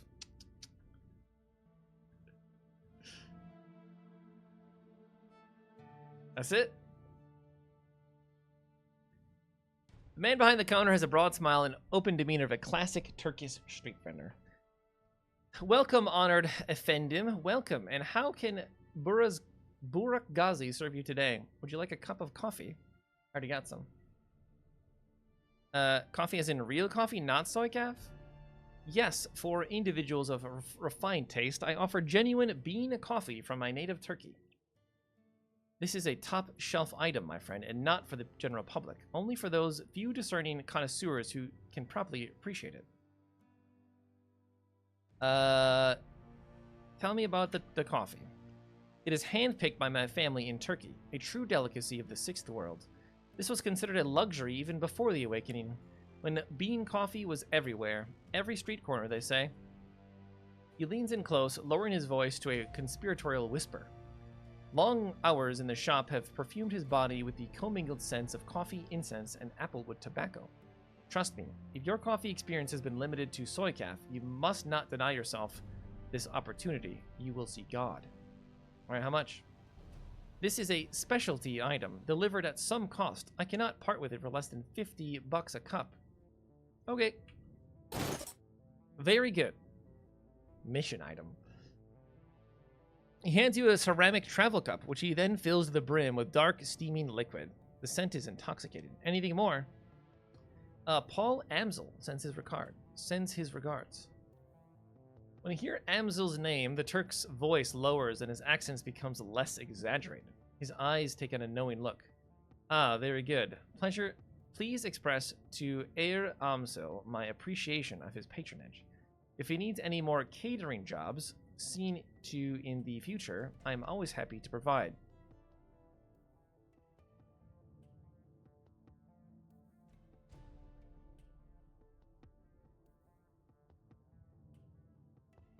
He tells me you're developing the menu for a friend of his now. Air Winters, I believe. I want to hear all about it. Yes, yes, of course, O wise one. Kami, come. A young woman bustles up in front from the back room. Her gum chewing is loud enough to hear over the noise of the coffee grinders. Burak Ghazi spits something out in rapid-fire Turkish. As you wish, uncle. I will see to it right away. Kami offers you a shy grin, snaps her gum, and hurries back into the room where she came from. My girl Kami is arranging to make contact with the chef as we speak. This will likely take some time. My chef is a busy man. While we wait, I wonder if you would be so kind as to run a small errand for me. A trifle, really. I hate to trouble you. I'm embarrassed to even ask, but I would be appreciative of your help. What is this trifle?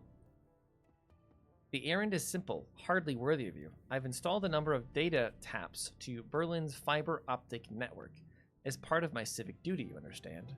These taps provide free matrix access to all who live in the Cruise Bazaar. In order to maintain their, how you say, anonymity, each tap's protocol buffer must be reset every few days. I simply wish for you to visit each data tap and reset it. Simple enough? Yes, it is a simple job, time-consuming and a bit tedious perhaps, but simple. Just reset the taps and come back when you're finished. There should be 3 of them scattered around this neighborhood. The first one is just outside. Look for a metal box with yellow arrows pointed atop, or painted atop it. By the time you return, I should have the information requested. Okay. It's just a side quest to waste time. I see.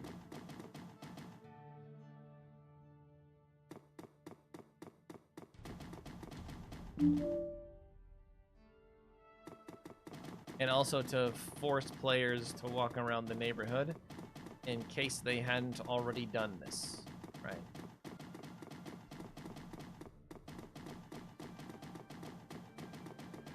Why do we walk so slowly?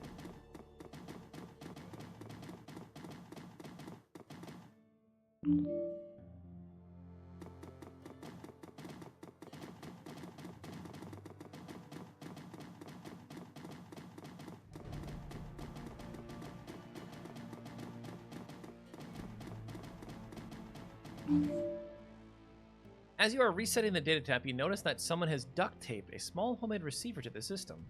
An earplug dangles from the receiver. The sound of heavy machinery makes it difficult to hear the words that are being spoken. After a moment, you find you can make out two distinct noises: a nasal woman who sounds like a heavy smoker, and a man who speaks in high-pitched, breathy tone. Just heard Monica need to verify. Good for us. A sound like a conveyor belt starting adds to the noise of machinery, and you can't make out anything else until it comes to a stop a minute later. I think our next step? Wait, isn't ready to make a move yet. Be patient. CU steps up. Could be someone more.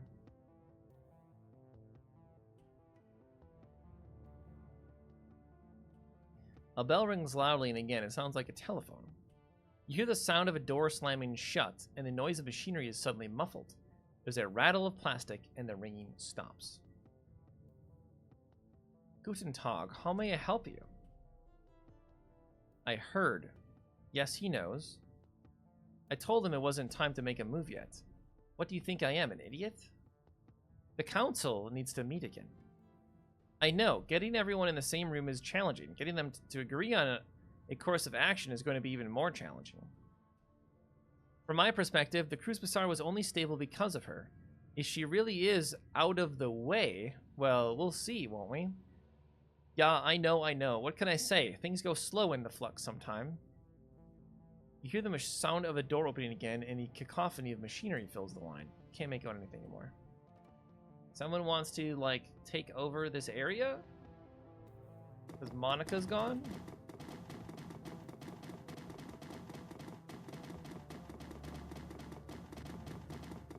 But, hold on. That's not the type of information I can sell, right? My goodness, it's so slow.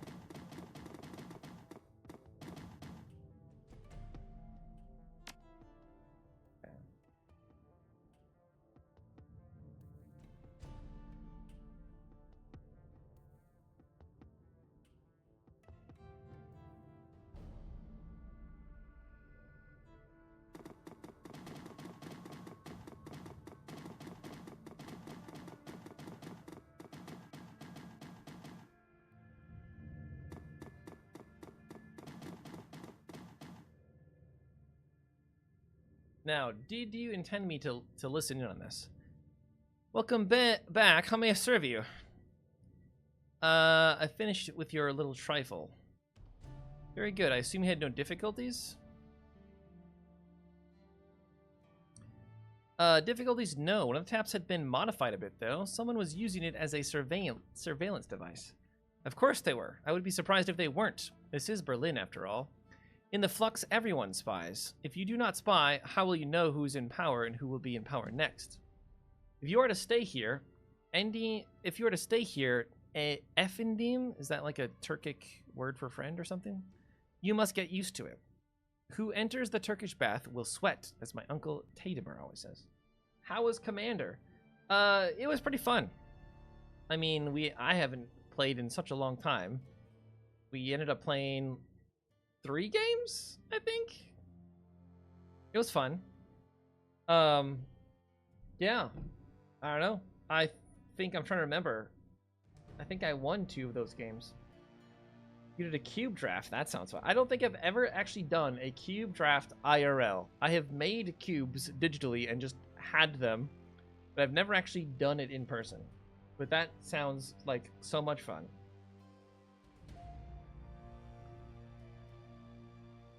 All right. Nevertheless, I shall have one of my people look into it. Wait, there's more. I listened in on the tap and heard something that might be important. Oh ho, tell me, oh listener at Keyholes, what did you hear on the surveillance tap you found? I couldn't make out much. A nasal woman and a high-pitched man. They seemed pleased Monica was out of the picture. News travels fast in Berlin. These 2 are known to me. Is there more? The woman got a call. She talked about a council meeting tonight to decide if they should make a move. Then she was drowned out by heavy machinery. Most excellent. It is indeed fortuitous that you discovered this information, though it is not unexpected. I will have one of my people attend this council meeting and report back. I'm very interested in this, so let me know what happens. With that out of the way, let us return to our pressing business. He barks a stream of rapid-fire Turkish, and the gum-chewing young woman comes hurrying out of the counter. The menu for Air Amsel, uncle. Kemi hands you a folded piece of paper. Inside is a memory stick. Please extend my consultations to him. The death of Fraulein Schaefer must have hit him hard. Burak Ghazi gives Kemi a small nod and she hurries out of the room. When she is gone, he returns his attention to you. Please express my condolences as well. I only just heard the news. Monica was an important part of this community. You know how important. The memory stick Kami just handed you should contain all of the information he requires from our chef in the field. Should you require my assistance or services in the future, you know where to find me. Until then, good day. Can I, like, read it? Am I allowed to do that? Not in my inventory. So it's just like the mission item.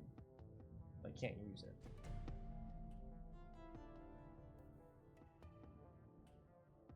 A-Data Antiques delivery schedule. What?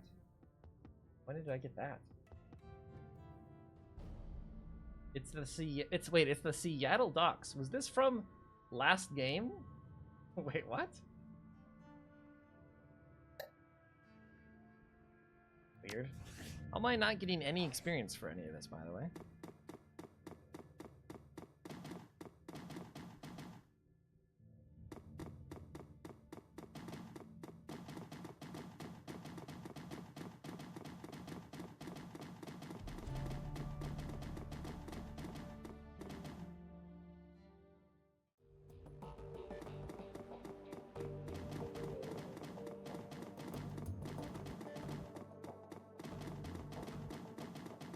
Alright, everyone's here to chat. Hey, Dietrich. I've got nothing more to say, boss. Let's get this run taken care of. You can hit me up again later if you want to talk. This isn't the best of times. Come back later if you want. Okay, I don't think we're going to be talking until we're done with this mission. Graves, did you get the information about Green Winters? Yes, I spoke to this guy. He gave me his memory stick. Let us see what his agent has to say. Amsel snatches the memory stick from your hand and slots it into his computer terminal. He navigates a series of command line menus and a wall of amber text floods the screen. Amsel scans it, mouthing the words as his eyes flit back and forth. Burak Ghazi's agent tailed Green Winters to a hotel in a cesspool of the keys called Drogenkippe. The hotel is called Das Kesselhaus. It is a renovated factory nestled deep in the heart of Drogenkippe. It appears that Winters is holed up there. Recently, there was some contention between two gangs over control of this neighborhood. Due to the gang violence, the agent refused to follow Winters inside of the hotel, but he confirms that he is still inside. Well, what are we waiting for? Iger slings her rifle over her shoulder with a single spare motion. Gear up, people. We have a hotel to raid. Lori and Dietrich pause, exchange looks with Paul. Just a moment, Iger. Amsel raises from his chair, drawing himself to a full height. Even so, he has to crane his neck to look her in the eye. You are an excellent soldier, and nobody questions your competence in the field. Your loyalty to this team is equally commendable. Are you firing her? That said, we believe that Graves is the right choice to lead the team. Oh, okay. She's not going to like that. There's a long pause before Iger speaks. When she does, her voice comes out dull and flat. What? Don't mistake this decision for a reprimand. Monica considers your contributions to the team to be invaluable. But we all know that she wasn't comfortable putting a soldier in charge. Iger speaks through clenched teeth.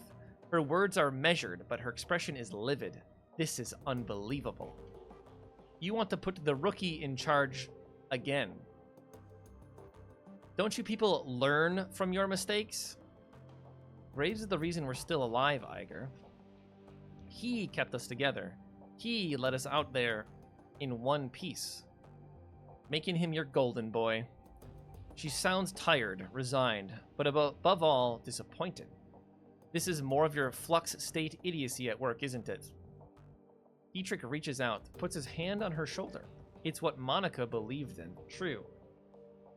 Iger's voice tightens. For a moment, her control slips and her face contorts in grief.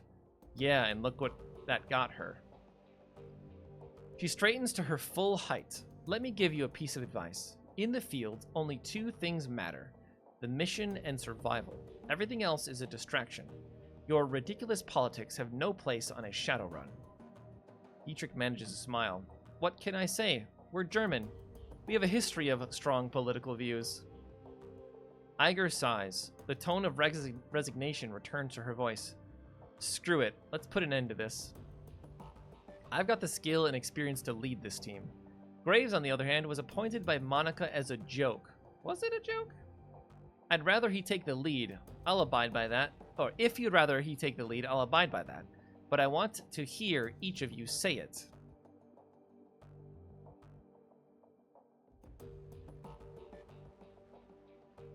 I have no quarrel with you, Iger. I'll do as the group wishes. You stay out of this.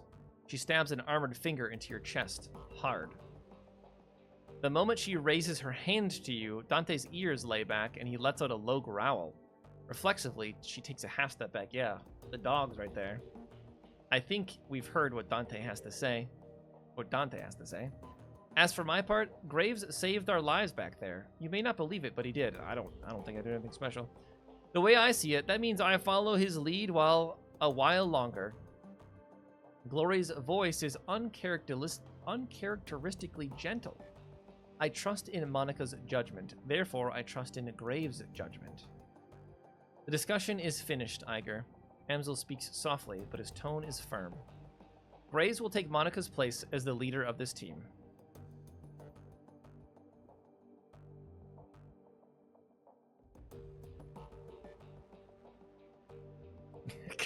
God, we could really be a dick, couldn't we?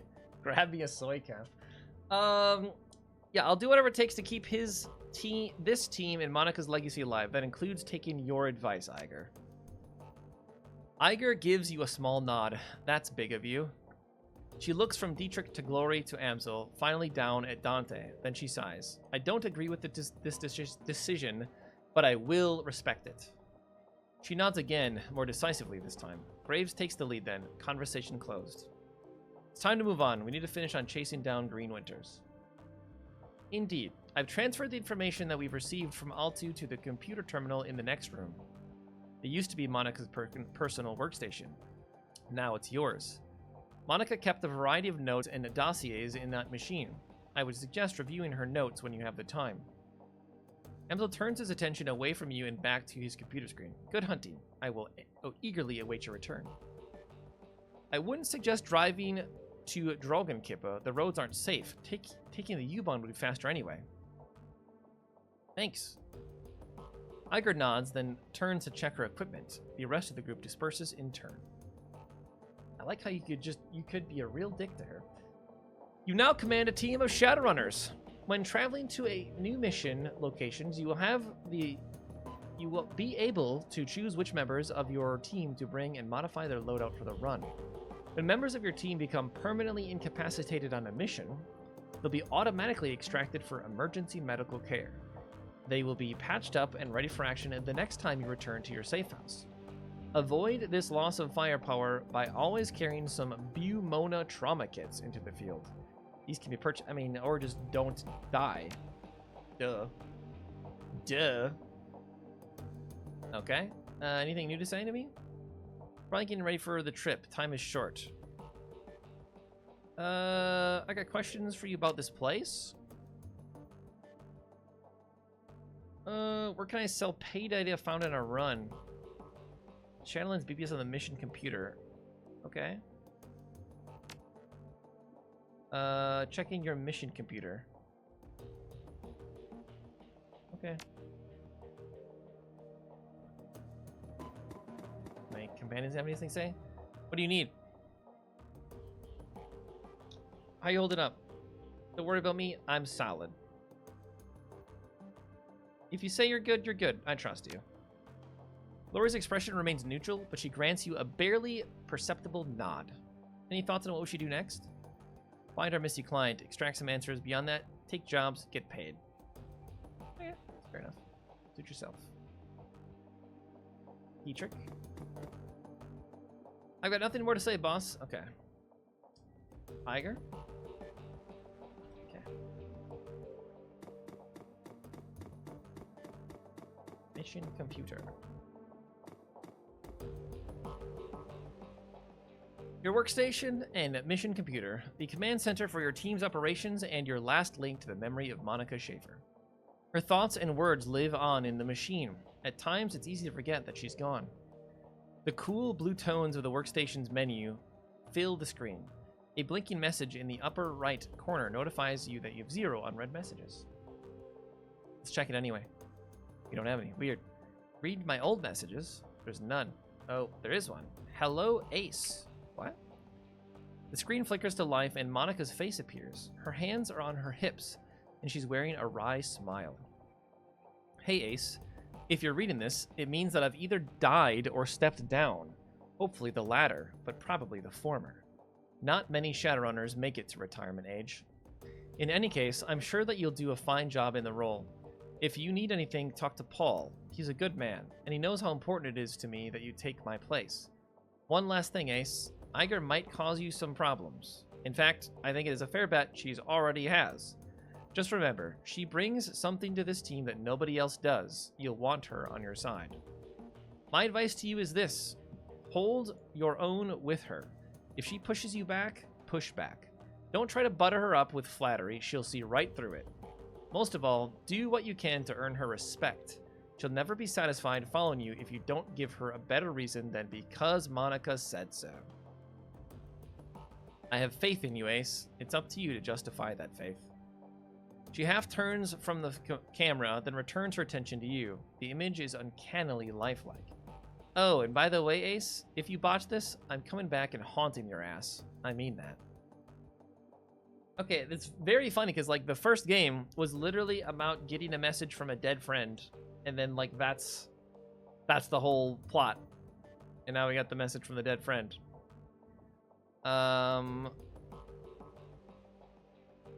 Access this thing. Spoofing. Spoofing is set to 1? We can't be spoofing to all the way to 1. Post the data for sale. Automatically sold to the highest bidders. Okay. Post the antiquities delivery schedule. I swear that was from like last game. I don't know why we'd have that data. Search for relevant keywords. Killer in Seattle? Anyone else reading this? City's got a Lone Star contract and they can't catch the guy. This Emerald City Ripper has been on a spree and so far no one has a clue. Pathetic. If something like that happened on my block, some vigilantes would have tracked him down and stopped him. Shows how good state payroll cops are. Who says it's a he? They don't have any leads. I'll be in Seattle next week. Forward any info you have about this Ripper and I'll see about taking him out for delivery with my Walter MA2100. Okay. Just reference the first game. Blutz. This hot dogger just trashed my LAN Trid hosting server. Sounds like some kid pissed over his cartoons getting canceled. Left a bunch of garbage files all over my disks and I've been cleaning them all day. They should make you pass a dumbass test before you're allowed to deck in this town. Step up your security or write some white IC programs if you can. At least make the kid's hair stand on end for a few hours next time he tries. Just make sure that your IC is quick. Heavy hitting IC is no good if you can't catch up with an intruder. A fact that I take advantage of on a regular basis. Track the hold down. Grocery store across the street was piggybacking on my LAN, and they left an unsecured jack point in a bathroom stall. We don't use Wi-Fi in the future? Old as hell maintenance jack in a fuse box, and my security ignored it. Mystery solved. Channel N is in your personal tech support board, Lumens. I like how this is like a old forum post, right? Okay. I mean, obviously we access her personal files. Amsel, Paul Teacher, Glory, Iger, Graves. Watch Monica's entry on Amsel. Paul, a talented and well-connected fixer with contacts all over Berlin. He's more to me than that, of course, but that's neither here nor there. He's more to me than that. Really. The image winks back off the screen. You find yourself back at the menu. Dietrich? Dietrich, one of my dearest friends and shaman of a tremendous power. A good man to have at your side in a fight. I tend to use Dietrich in a support role. His magic can dramatically bolster the combat effectiveness of a frontline fighter like Iger or Glory. But when the chips are down, he's more than capable of dishing out punishment on his own. Can't think of much else to say about Dietrich. Just a good, reliable guy. He's getting a little long in the tooth for a Shadowrunner. I'm not sure how many more years he has ahead of him in this game, but I'll be happy to run with him for as long as he able. We'll see, I suppose. Glory? Glory, our damaged enigma. I've known her for almost 5 years now, but I don't think that I'll ever really know her. Somehow I doubt anyone will. On an operational level, Glory's solid. That chrome of hers may be old, but it gets the job done. I've seen her take a troll apart with her hand razors, and when her adrenaline pump is running, she moves faster than anyone I've seen. Oh yeah, we were using her with a pistol. I guess we should have used her as a melee kind of person. On top of that, Glory's a competent field medic. I don't know where she learned medicine, yet another question mark, but she's patched me up at least a dozen times. Between her skill with a med kit and Dietrich's magic, we haven't had much trouble with serious injuries, and in our line of work, that's a luxury. That's really all that I have to say or know about Glory. She keeps to herself, barely talks, and spends most of her off time staring at nothing. I've seen this kind of behavior before, of course. Something bad happened in her past. Deep down, I think she's still running from it, and I'm sure that her cyberware ties into it somehow.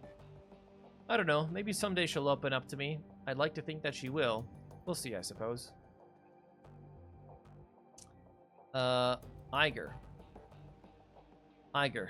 What to say about Iger? She's smart, she's strong, and she's one hell of a soldier. In a close-up fight, I've seen her take apart an entire security team with her shotgun, and she's even more dangerous at range. It's a handy thing having a trained sniper on the team. All in all, we enjoy one hell of an advantage thanks to her. Unfortunately, there are some disadvantages too. All of that military training has left her, how to say it, rigid, I suppose. Unlike the others, Iger isn't content to go with the flow. She wants lists and maps and timetables. She wants a hierarchy, and she wants it formalized. I don't think that she realizes it, but giving her what she wants would destroy this team. Glory and Dietrich wouldn't put up with it for more than a day or two. I know that I wouldn't, but she keeps on pushing all the time. One of these days, this situation is going to come to a head. I just hope that it doesn't happen soon. Oh man, I feel like she's gonna blow up at us and leave, or blow up and actually blow us up. Graves, my secret weapon. I've run enough with Graves to know that he's trustworthy. Good in a fight too. But beyond all that, it's good to just see him again. There aren't many people left from the old days, far too few. And Graves? Well, he was always the best of them. God, that was sappy. Mental note, re-record this before Graves get a chance to see it. At any rate, if anything happens to me, it's good to know that he'll be on hand to fill my shoes. It's not what Iger would want, but it is what would be best for the team.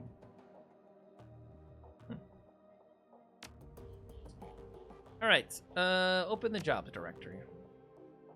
Review notes on completed jobs. Yeah, we have that. It's like my quest log.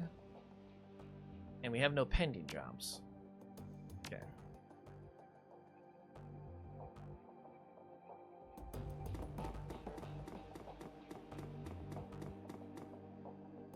There's not going to be anything new to say to any of these people after I've done this. Yeah. Alright, well, I guess we're leaving.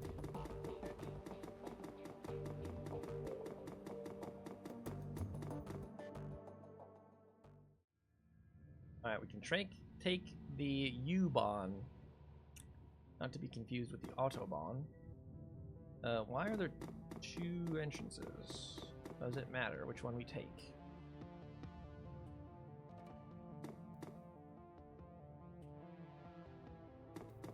Guess not. Where would you like to travel? Assemble a team and travel to Das Kesselhaus Hotel.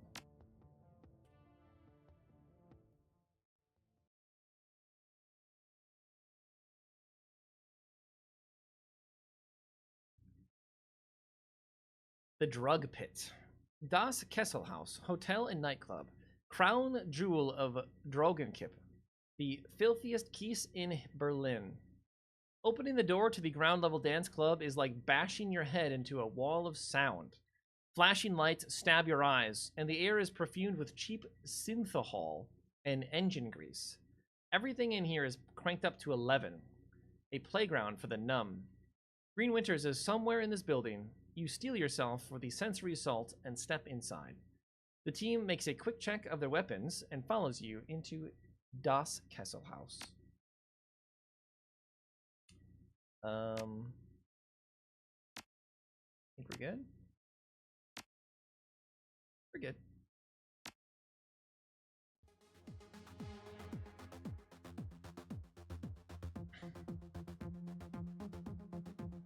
Place is dead.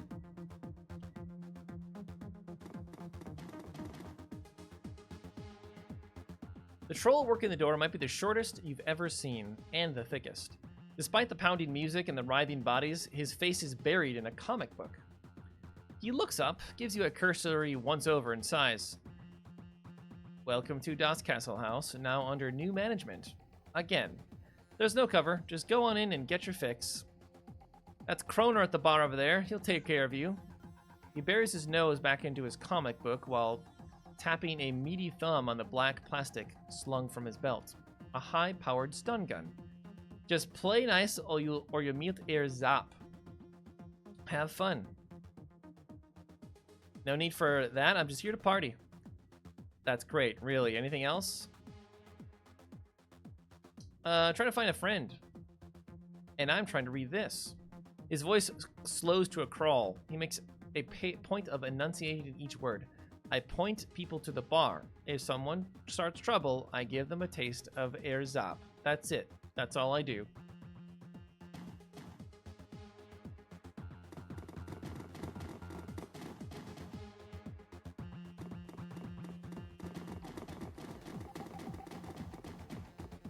Ooh, I got a beautiful orc woman over here.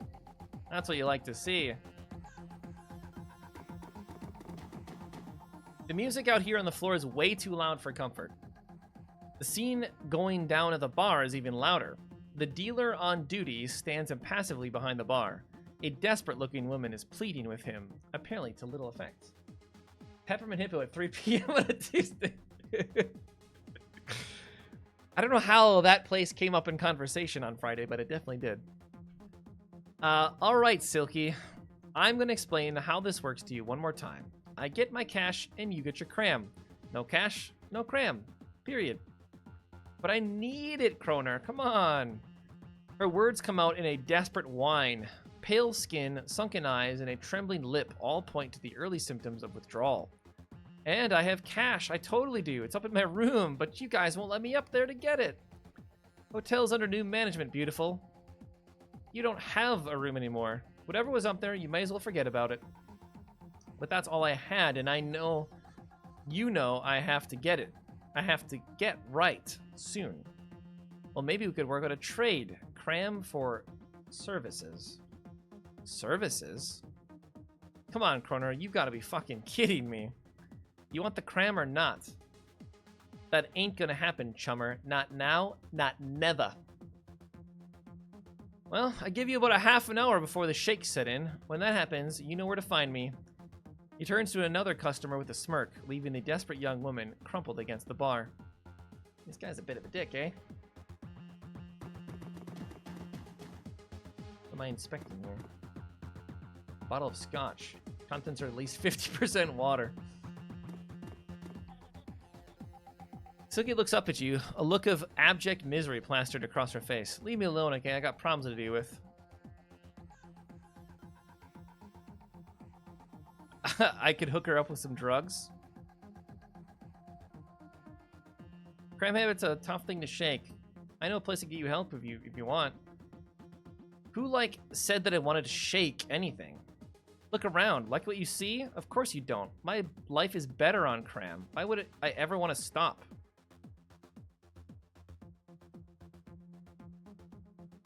You're not just hurting yourself, you're giving power to these assholes. So, what do I care? They can do whatever they want as long as they keep selling me Cram. That's my point. Look at this place. Cram is just a means to an end for these people. They'll bleed you dry and leave you with nothing. It's not like they own me. I just leave if I wanted to.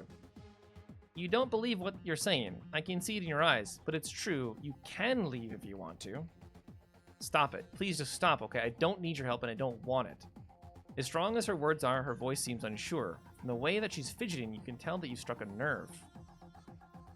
Do you want to end up working for him? I'll tell you the same thing I told him. That ain't gonna happen. Maybe not, but in order to keep feeding your habit, you're eventually gonna wind up doing something that you regret. Trust me. All at once, something changes in Silky's face. She averts her gaze and pauses for a long moment, her sweaty hand clench and unclench.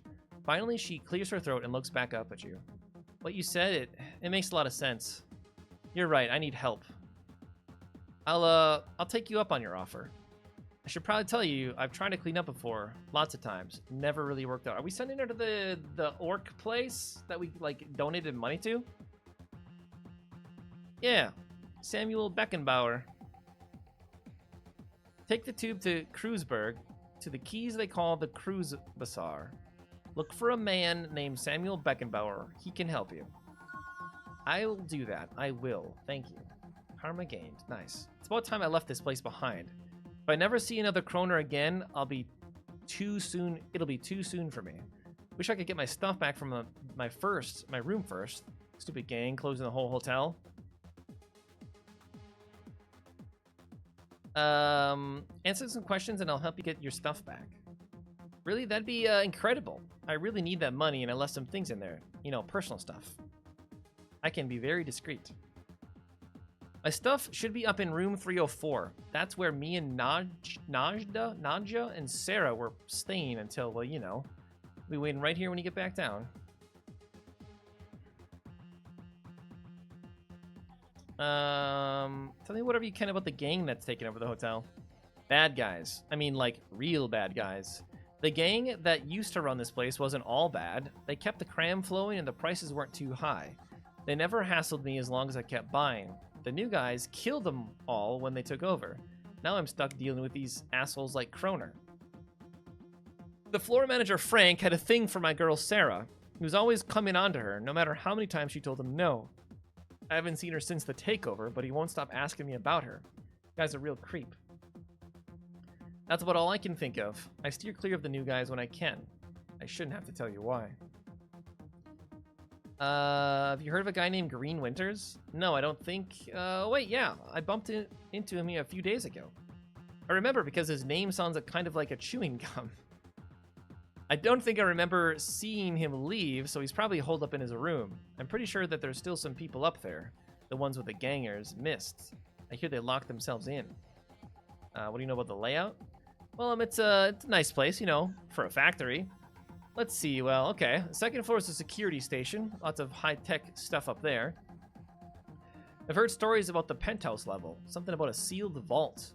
There's supposed to be something real valuable in there, but nobody knows what it is. Doesn't stop them from talking about it, though. Who can I talk to about going up to the hotel? You can talk to Frank. He's the floor manager. He'd have an elevator key. He's over there on the VIP balcony. See the greasy jackass in the oversized suit? The one drooling all over that table dancer? That's Frank's. All right, well, thanks. Save. Kroner, hi. Haven't seen you around. What can I get you? Show me what you got. You got some drugs? Oh yeah, you got some drugs. Let me sell you this sick clothing that I have. Alright, later, dude.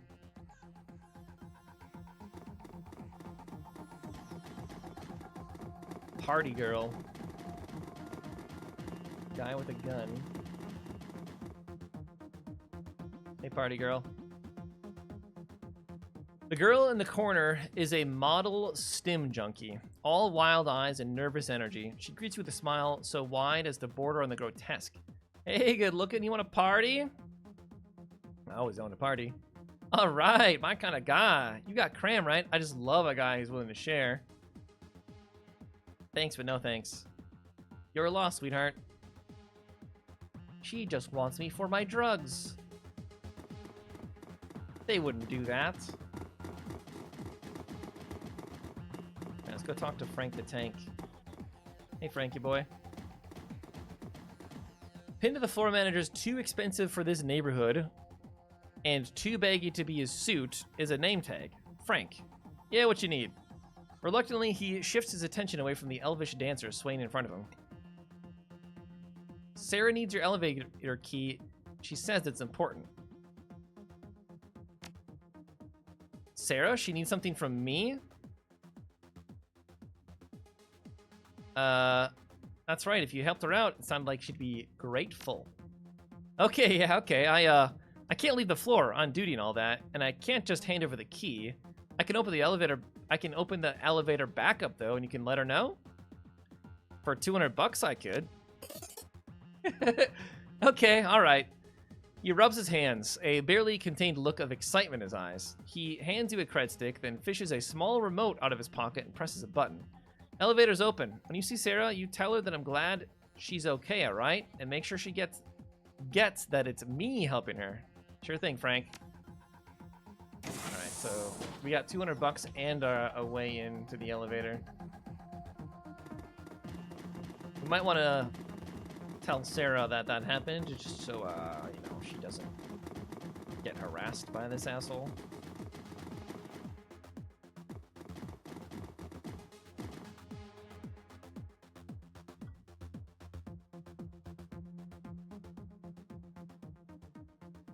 Candy wrappers use syringes litter the floor, and the handrails are inexplicably sticky. Ugh. I mean, we do need to go to the hotel. I'd like to go everywhere, though. First floor. I mean, eventually we're just gonna have to start shooting the place, right? Usually this works. Personal terminal.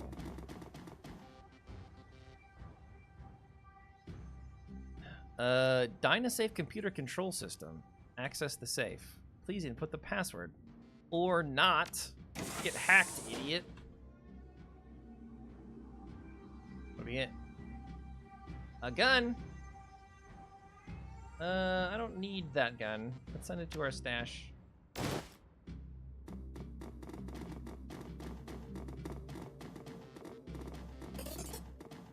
$250 just lying around. I mean, I guess I didn't really test this. Can we unlock, like, is there a break into a building or a room button I can use?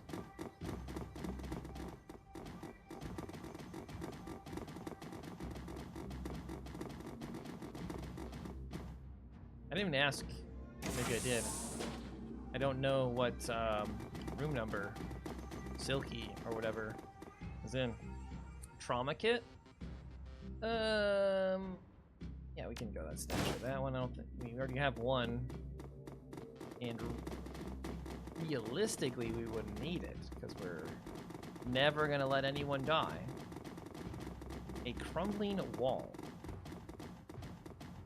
Smash it down.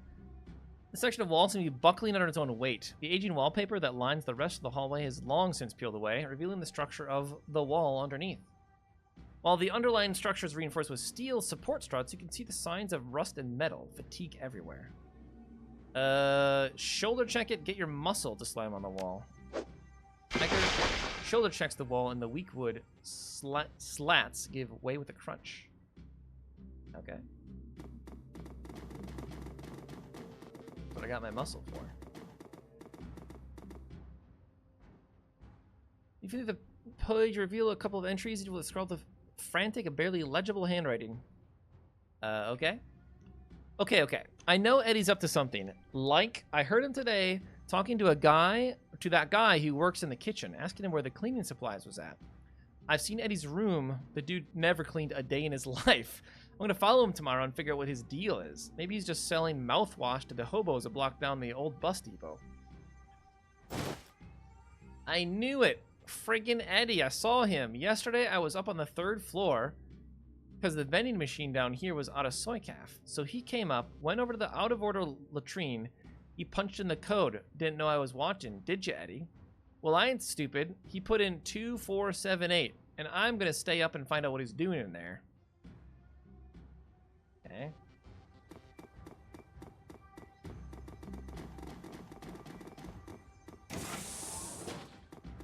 There's nothing in the bathrooms.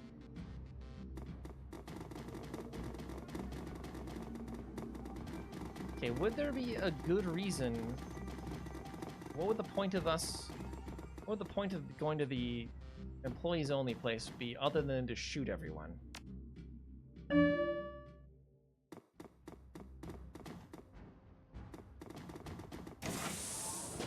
Regroup now. I thought we killed all of them. I guess we're killing everyone here. Not really what I intended to do. But I guess we're gonna murder them all.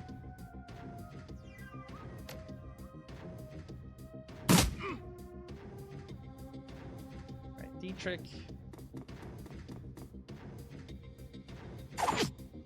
You missed! Ooh, you got a sniper.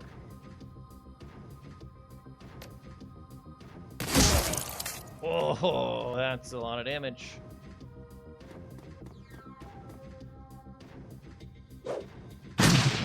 Ow.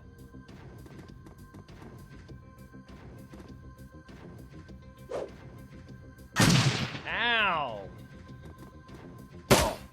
Ow. Okay. Yeah, that doesn't feel good. Let's heal ourselves. And then unload him. Let's go. Dietrich, I need you.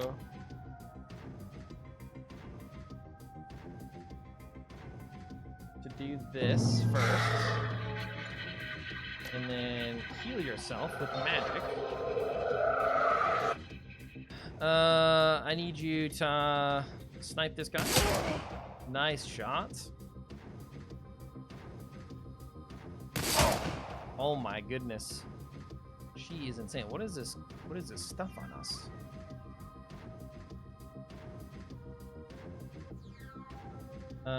We can explode this barrel. A good idea?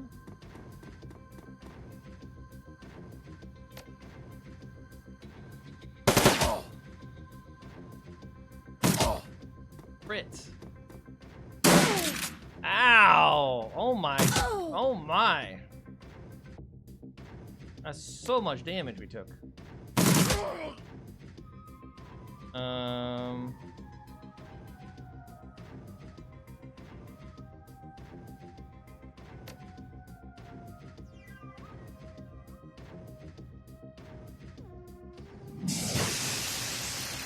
That was not what I expected to have happen.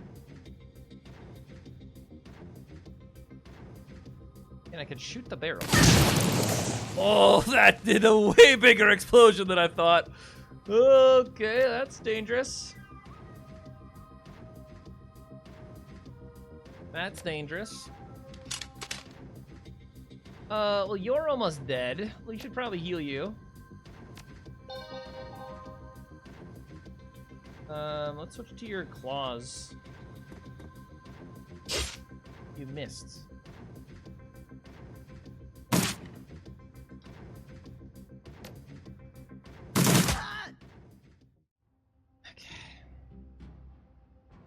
This is already a huge improvement over the first game, because when you're done with combat, it seems like you're done with combat, and you don't have to be in stupid tactical mode anymore.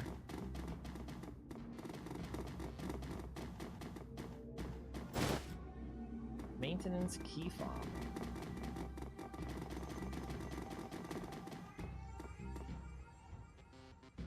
Well, yeah, we have points to spend. Only 2. Only 2 points to spend. Which is not enough.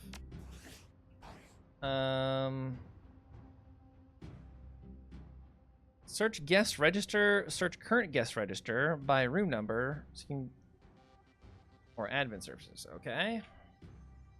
Query a customer. Oh, you actually get to type.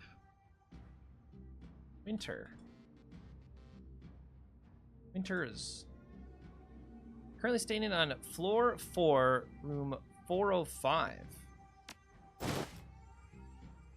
Guy in the master suite on 4 asked for his room code to be changed again. Paranoid son of a bitch. Anyway, dude's been renting one of our biggest rooms for months, so I guess I shouldn't complain too much. New code is 1989.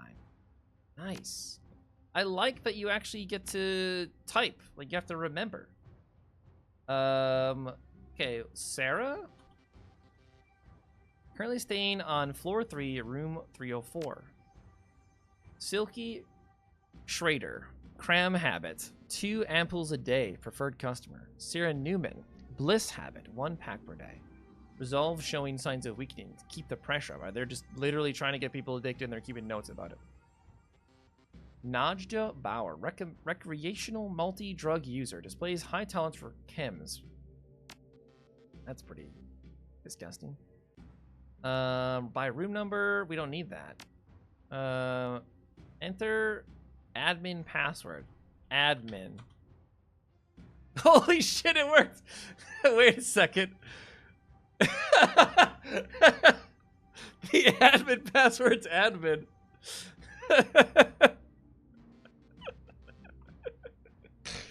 Oh, that's so good. Welcome, administrator. Oh, that's so funny. Findler Man, Sheila Sunrise, Vandal, Hatchet Man, Green Winters, Fast Jack. Okay, I don't need to search because I know everything. View all current guest notes. I mean, just the 2.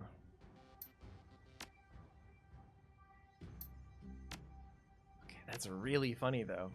The admin password is admin.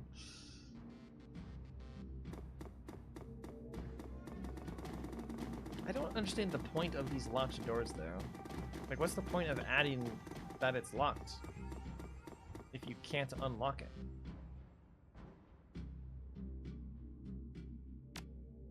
Okay, so we know our guy is on the 4th floor, right?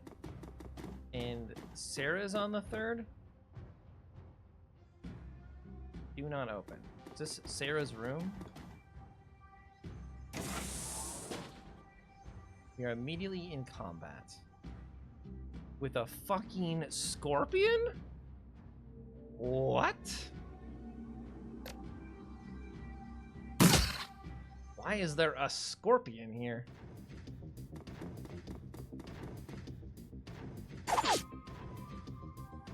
I mean, it did say do not open, and then we opened it.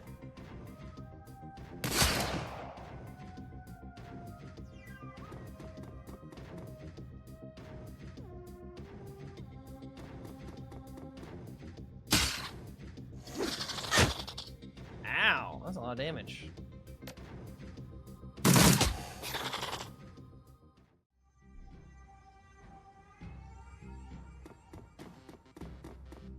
It's in the fridge. Is food in the crisp drawer? See you next week.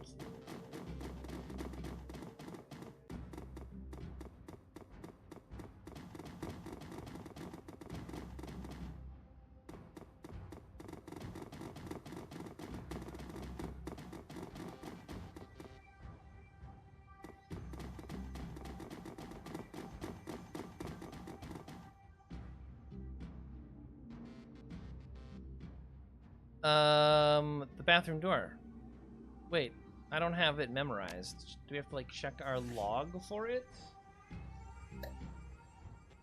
2478. 4, 7, 8.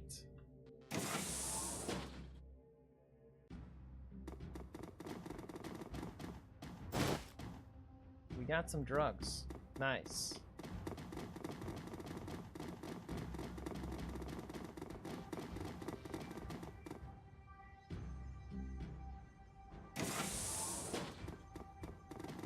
Monies? Mind if I do? It's her. That's her. That's her cred stick. I stuffed a bear. Her teddy bear. And her signed cookbook. Those are all the valuable things that she wanted.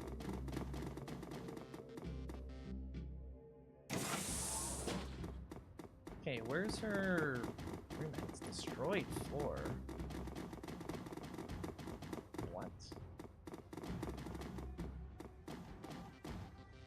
The floor at this end of the room is beginning to cave in. A trickle of light spills up through the cracks in the floorboards from another room below. A little force could probably open a big hole. Okay.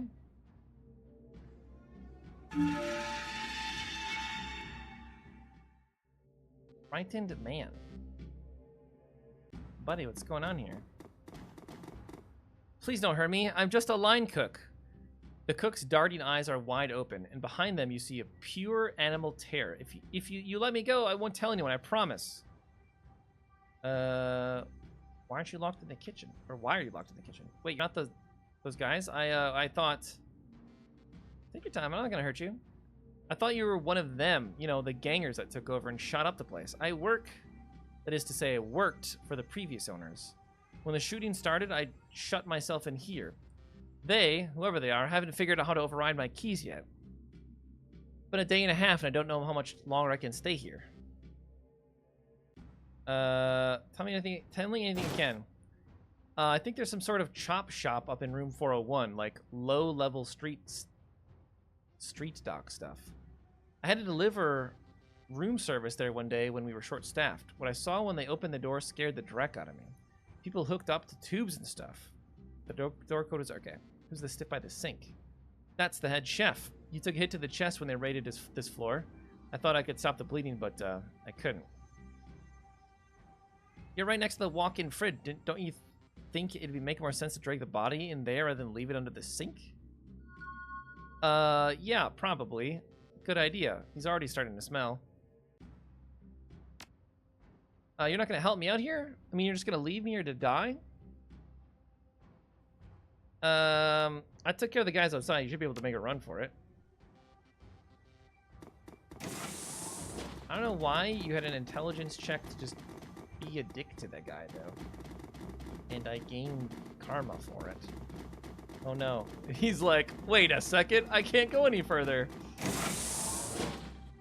Here.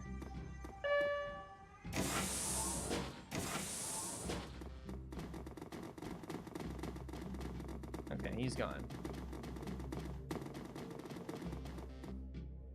Okay, back up to the 3rd floor.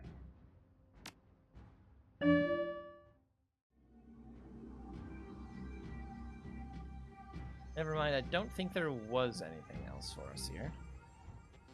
So what do we know that this guy is on the 4th floor? But we don't actually want to go to the 4th floor yet. I think we want to check out the other ones. We could also, let's go return Silky's stuff right away. Before we get into some real bad stuff.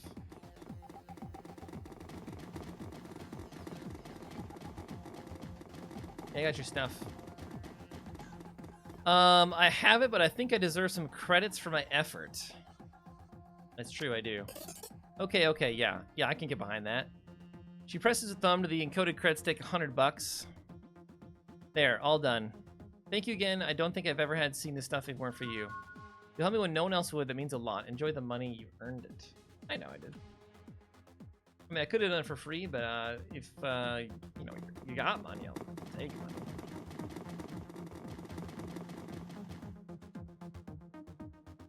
Okay, so... Hold on. Let's save. Before we go to the... Not save during NPC turn. What? That's weird. Let's go to the penthouse before we go to the 4th floor.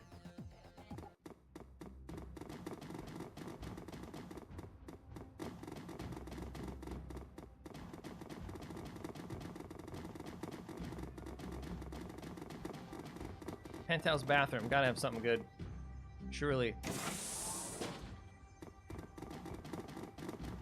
Nope. Just a bathroom.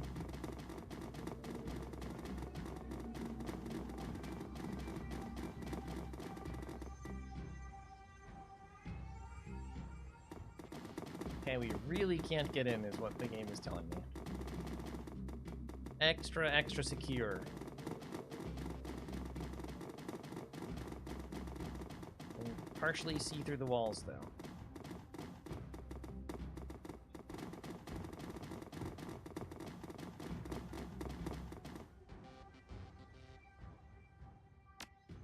Alright, 4th floor. So this guy is in room 405 or 401. Save. I don't want to go to him yet. Okay, this is 401. 401 is 5870.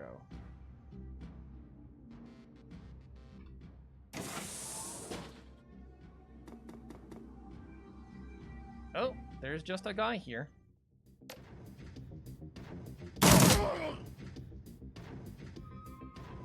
This is where they got all the creepy bros at, right? Okay. Oh, there's a dock there.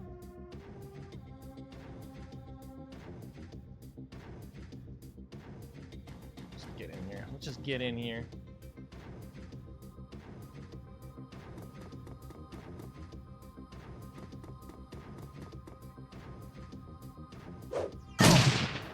Jeez. Oh my. That is insane.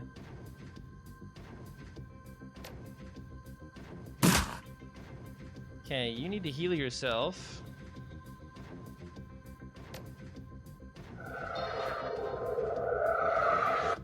And then throw a shuriken. You missed. Shoot this guy. You missed. Heal Dietrich.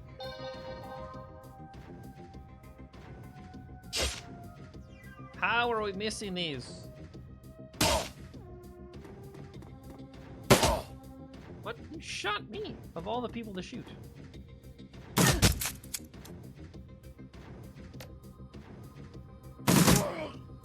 Yeah, that guy's dead.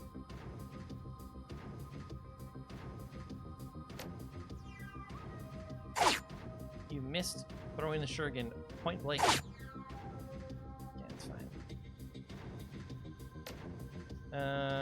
Do we need to heal anyone else? I don't think we do, actually. I don't know how this person's so difficult to aim at. Is it because it's more difficult because you're closer?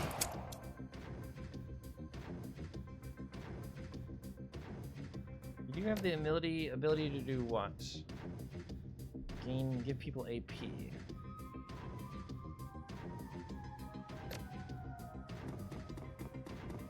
Teal Graves up. And he gets shot again.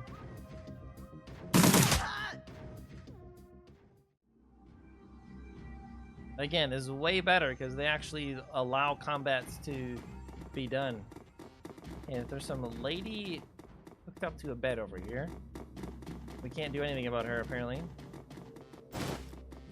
Auto injector hyper mission item. Schematic. What?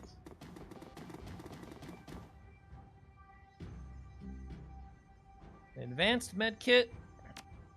I don't know what that is, but I do know we will never use a grenade. So.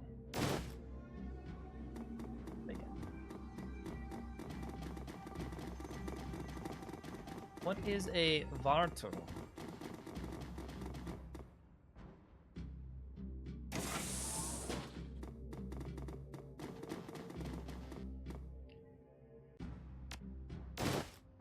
Yeah, what is in our inventory, by the way? What is this? Drugs. Right. Probably don't need the drugs. Let's see, what do we level up? We want to get our decking up to match our intelligence. And then we'll work on the other things.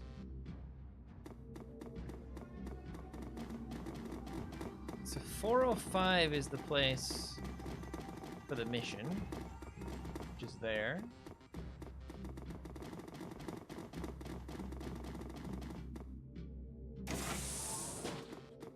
Nothing in the bathroom.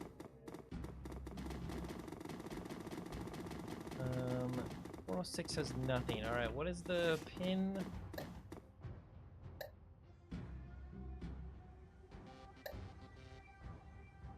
$19.89. Save. $19.89.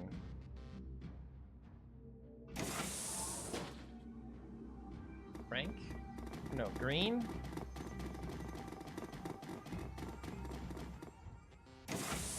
And he's dead. Of course he is. The scene is eerily similar. The dead man is still jacked into his smoldering computer, his face contorted into a mask of pain. Blue smoke spills from his data jack, like Monica. And there's something else. The man's outline is wrong. It takes a moment for the realization to sink in. His back is bent at an impossible angle. Jesus. Looks like he convulsed hard enough to break his own spine.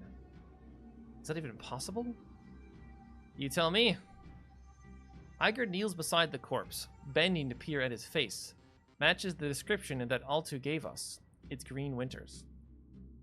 She straightens, glancing back over at the body before returning her attention to you. This what happened to Monica? I suspect that it would have. We jacked her out in time to prevent it. Hell of a way to go. Yeah, I'm getting that. Iger takes another glance at the broken corpse, and you can see the uncertainty growing in her eyes. I've seen biofeedback deaths before, never seen anything like this. Kneeling to inspect the body, you find smears of blood under the carpet under Winter's right arm. Moving the arm aside, you find a number written across the floor. 91612. Use your PDA to take a holopic of the number and the body, then step away.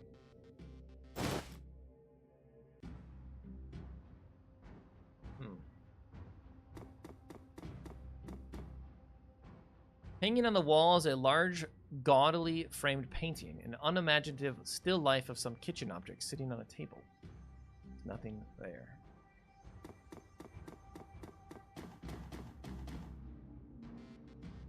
Hanging on the wall is a large, gaudily framed painting, an impressionist in landscape, inexpertly rendered in swatches of cheap acrylic. A nameplate on the frame reads, Harz Mountains, 2011. 91612. Inside the safe, you find a bunch of old, well-worn media discs. The words "Watch Me" have been hastily written on the back of the topmost disc.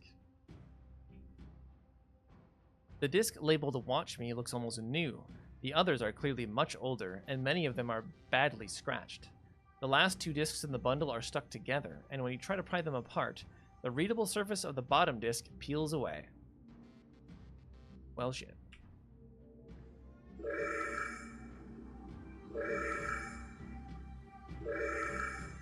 You think they're calling for me or for Green here? Hey there, Chief. Don't hang up. I've got a proposition for you. I'm listening. You probably noticed that this building is under new management, right? And judging by the fresh corpses that I'm seeing strewn all over the hotel, I'm gonna guess that you don't like the new guys any better than I do. Well, I'd like to make you an offer. You help cover my escape, and I'll get you into a secure vault on the top floor. Belong to the leader of the gang that used to run this place. Trust me, it's still secure. I set up the security protocols myself. The last Trekker they brought in to take a crack at it came back out on a stretcher. They haven't found too many volunteers since then. You got my attention? What's in the vault? Gear, money, you know, lots of good stuff. I'm gonna need more than that. Look, buddy, I just set up the Matrix security for the thing. The old boss didn't let me set foot into the vaults. He was a little paranoid, you know? But he was adamant that he wanted me to rig up some really killer IC, so there must be something of value there. So how about it? Okay, where do you meet? Where to meet you? Room 505.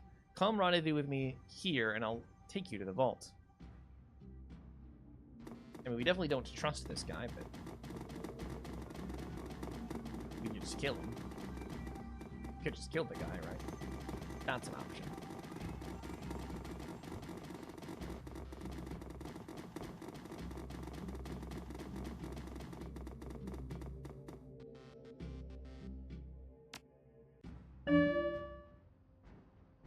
.505, you say? Right there. Wait, this door is open now? That's where the vault is gonna be.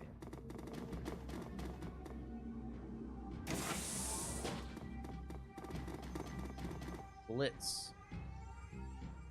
You can come. Always been a good judge of character. Since we're meeting in person, I'll formally introduce myself. Blitz, Decker Extraordinaire, at your service. Graves. The vault is just around the corner. Once we get there, I can unlock it with a few clicks on the keypad. Blitz offers you something between a smile and a smirk. Smilk? Built myself a back door when I wrote the security system. Never hurts to be careful. Sure.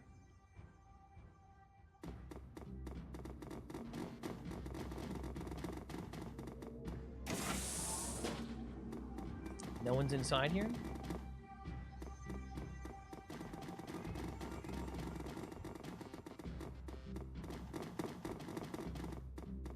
Guess not.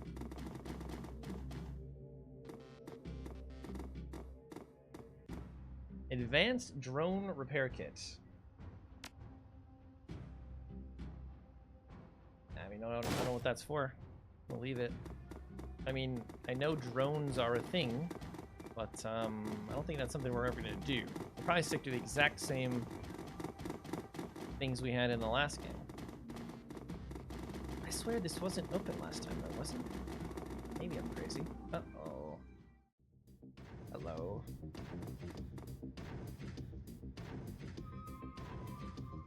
How did we miss this guy? He's literally right there.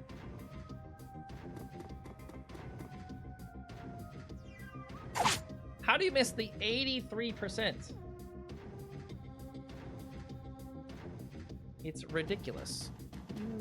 You can't shoot from that pillar, I guess.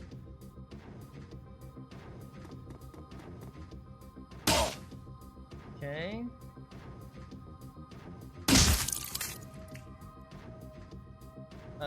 Blitz. Oh, I didn't realize you joined the crew.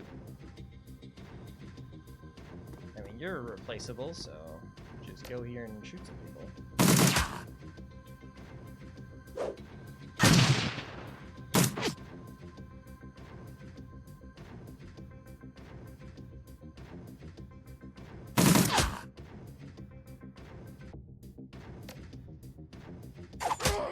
Nice, hit the 50%. What a boss. Alright, can you shoot that person? 99% of the time you can.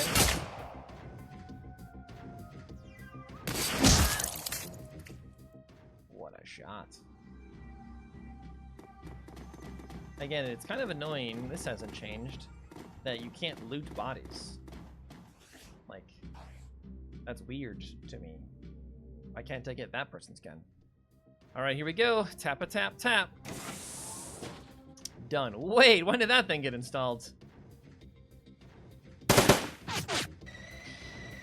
Oh my goodness. Oh my goodness.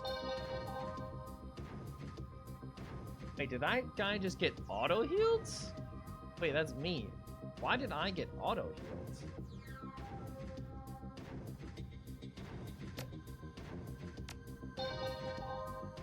And I'm glad I did, I just didn't know that was a thing. Oh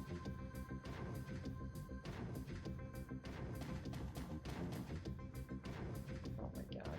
Destroy. Well, that thing has a lot of hit points.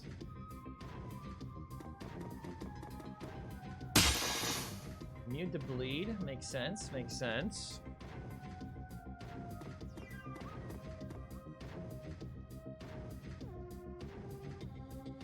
don't know how much health some of these things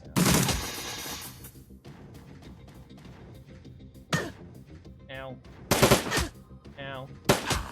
What the heck?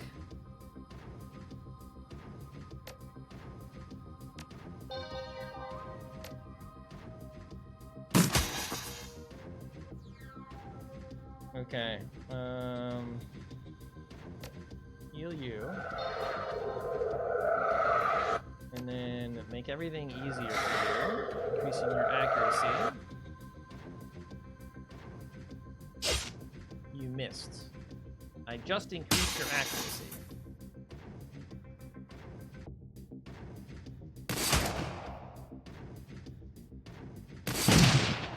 Nice crit. It's actually enormous.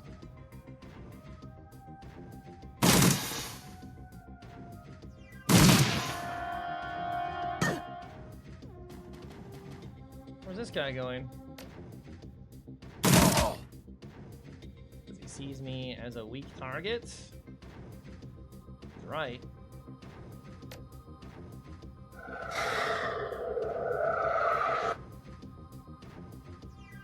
He is, of course, correct in that.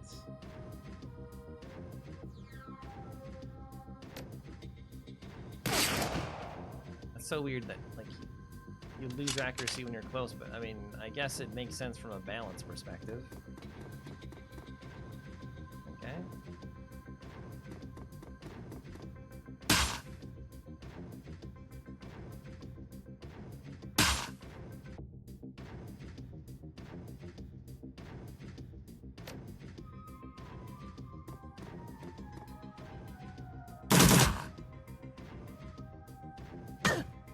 Ouch. I would like someone to heal you. Do you have heals? Heal her. Perfect.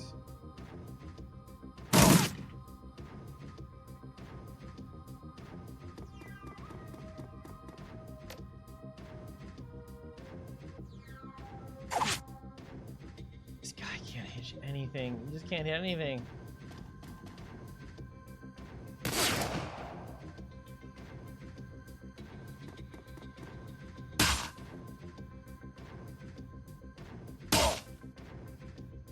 He dies to the dot. Nice.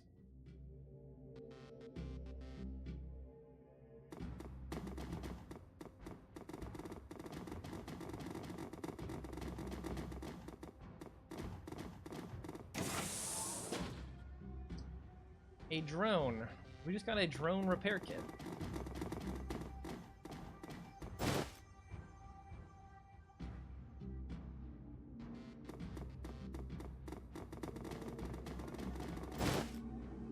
Got some drugs.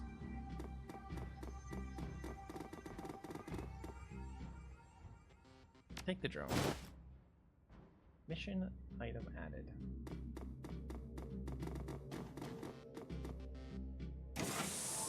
Safe opened.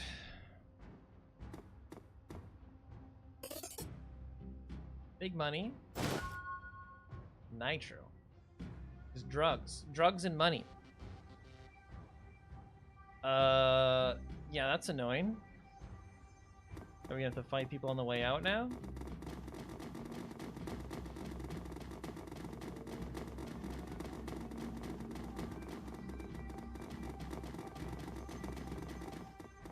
Otherwise, I think we're done here. I think we may be done here.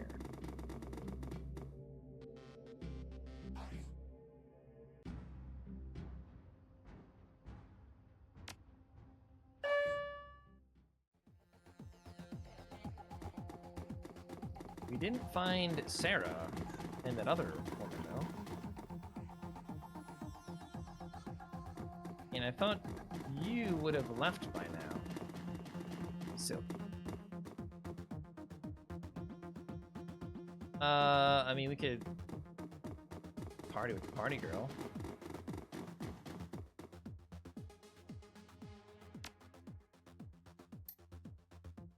It's not. It's not actually. I guess we leave.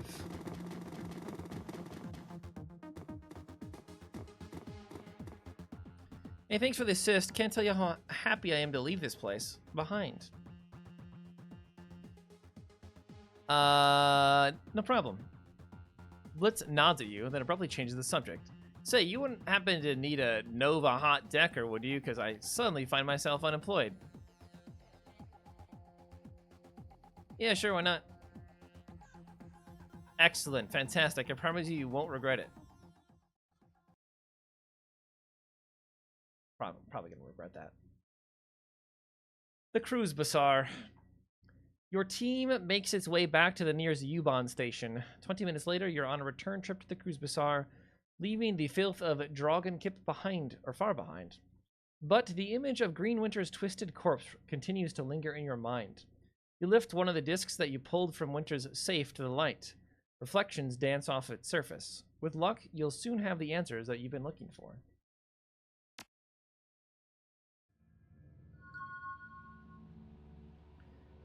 As you lead your team through the shadows, your companions will continue to develop and learn new combat skills. Clicking the icon in the lower right will open the crew management menu.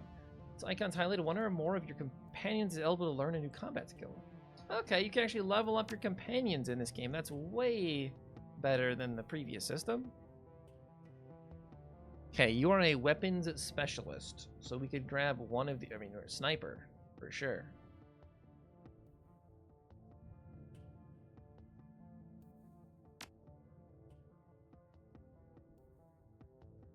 Anarchist Shaman. Let's do the thrown weapon blade. Gain the ability compound attack. Gain the ability firepower round. 2 damage, pierces up to 2 armor. Pierces up to 1 armor, but may do AP damage.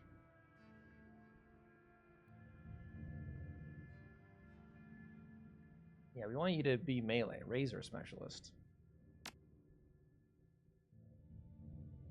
And you didn't level up.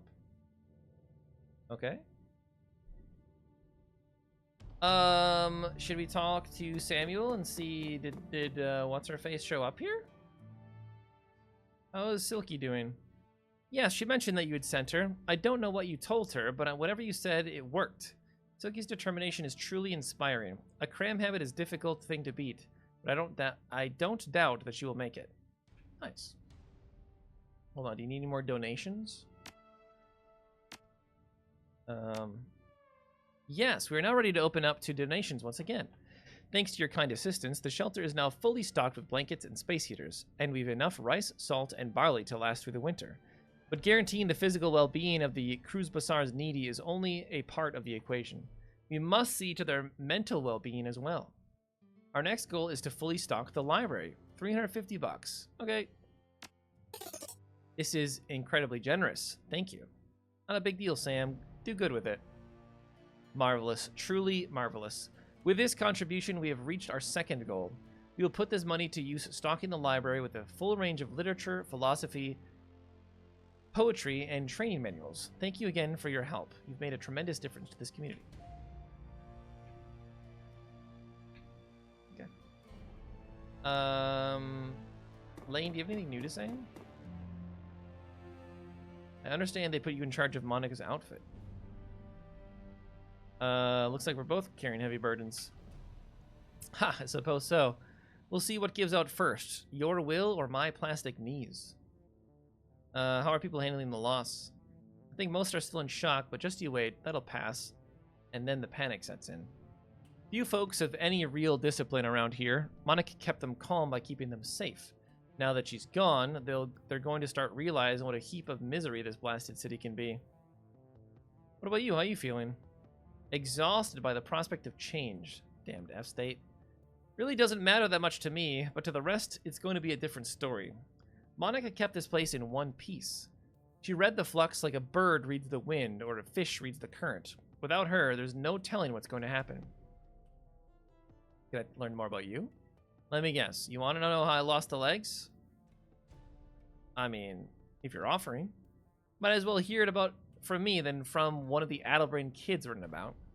Lost the legs during the first Euro War, if you must know, in a bombing. Nope, didn't mean to bother you. Okay.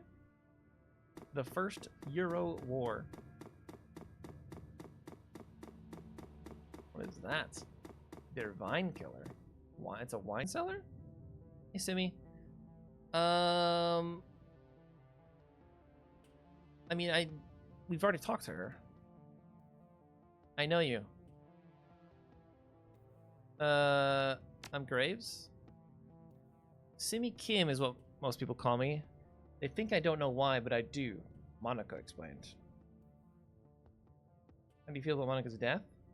Sad. She never got to have a family. She'll never get married, never be a mother. Did you think of her as a mom? Maybe. Never knew my own, and Monica did take care of me. Monica said a mother's always a mother. Always. So what have you been up to? I wanted to escape with the children and the captain. We had to get away from the soldiers, out of Austria. But I was wrong. All wrong. I was taking them over the mountains. But it was the wrong way. I know it was. I would have taken us straight into Germany, not Switzerland. We should have taken a train, gone to Italy. There we would have been safe. I didn't want it to end badly, so I turned it off. Zach sold me something new. In it, I felt strong. Drugs? I have a son, and he's destined to save the world.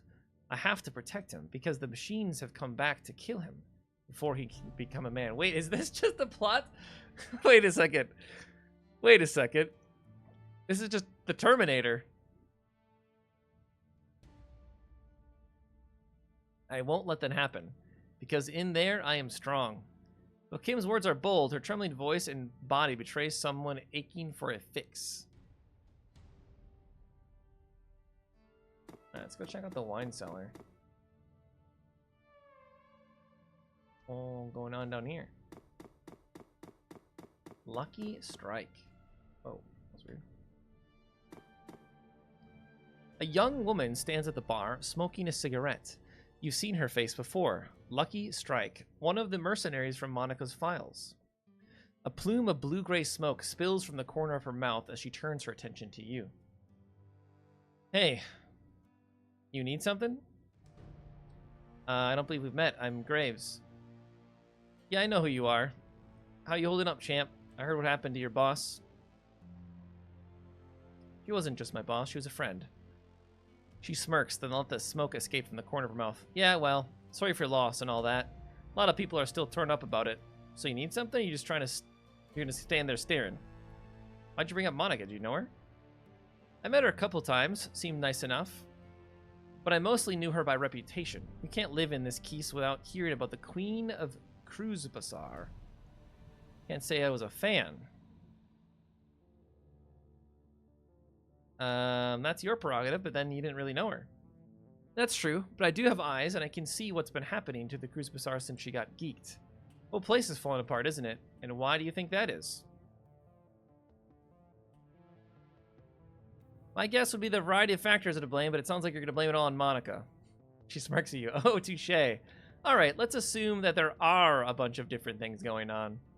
That doesn't change the fact that the illustrious Frau Schaefer made herself into a leader here. And guess what? In an anarchist system, there aren't supposed to be any leaders. You and your friends, you followed Monica too. Obeyed her orders without question, right? Not without question. There were debates. And at the end of those debates, Monica would put her foot down and you'd wind up doing whatever she said, right? Don't bother answering. It was a rhetorical question. For such a rabid anarchist, your friend seemed awfully comfortable being in power. Kind of a contradiction in terms, don't you think?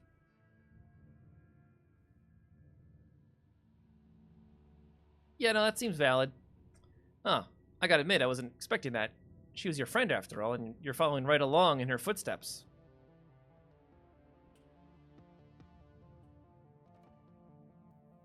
I never said she was my friend. Yeah, I actually did say that. I'm not following in anyone's footsteps. I do what needs to be done, and if others choose to follow me, that's their decision. Fair enough, I suppose, but a word of advice. Don't take too much on yourself. Spread the responsibility around. Good of you to care. I don't, but in a place like this, stacking too much power on any one person is dangerous, not just for that person, but for everybody. The last thing that we need is for you to eat a bullet and for this whole place to fall apart again. I wonder if we would have been full anarchist. Yeah, like she would have been a recruitable person. I don't know. Like she's got her own portrait and everything. Lucky Strike. What a name.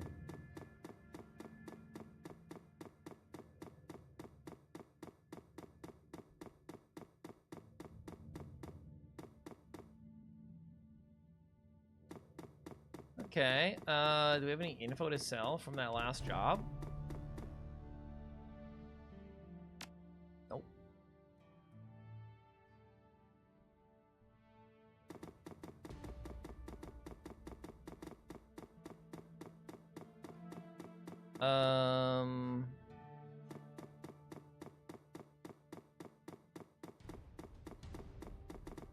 We see if we can get some implants.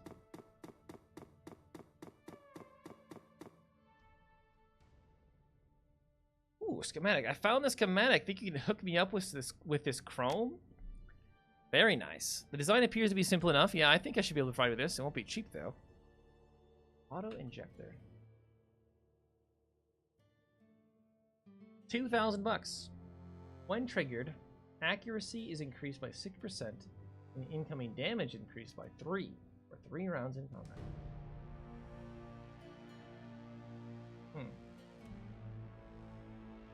Oh, very expensive. This seems pointless. It literally gives nothing useful.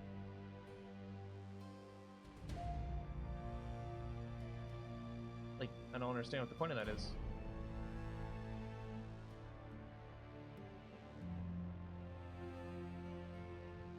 I already have a data jack.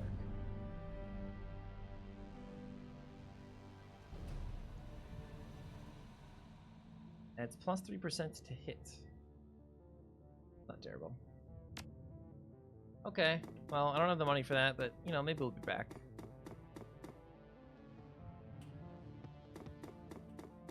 Alright. Is there ever gonna be anything, anybody new around, I wonder? What do you sell again? Weapons, yeah. I need that. Also, can I sell you this gun and this grenade that I'll never use? This drone kit I'll never use? I still haven't upgraded my ranged weapons, so I don't think I can upgrade that. At least not worth upgrading.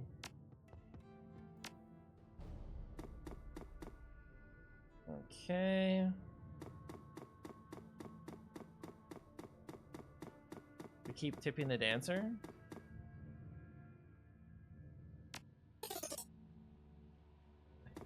I don't know if that does anything. Hey, Cammy's out here. You weren't out here before.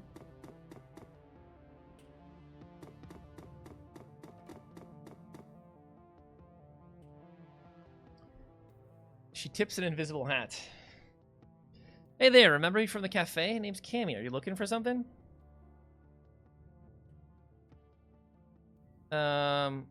Depends. Is there anything I should be looking for? Volunteering information. That's bad for business. Unless Altu wants me to do something, but that's rare. I'm just his ears and hands outside of the cafe.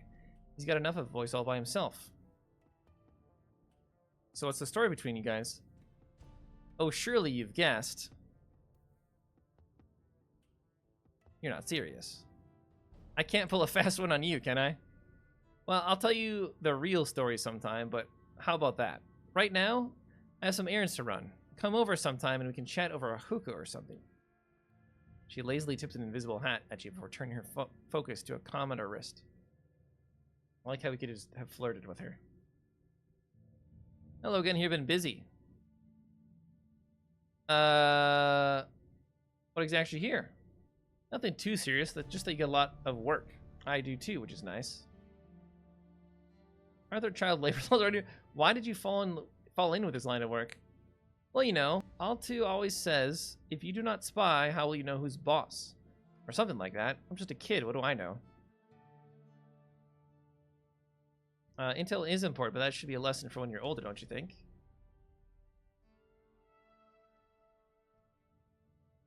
We won't go after Edge. If you don't know, maybe you shouldn't be playing hooky. She puffs up indignantly. You realize how young she must really be. She couldn't be out of her teens yet. And what does that mean?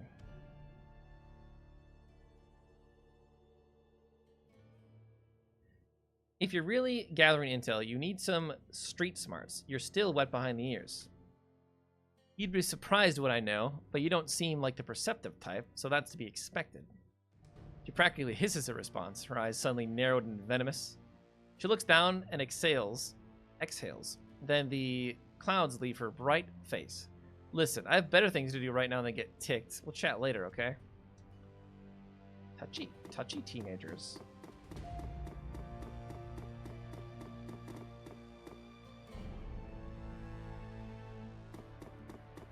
You gonna go freaky eyes on me again?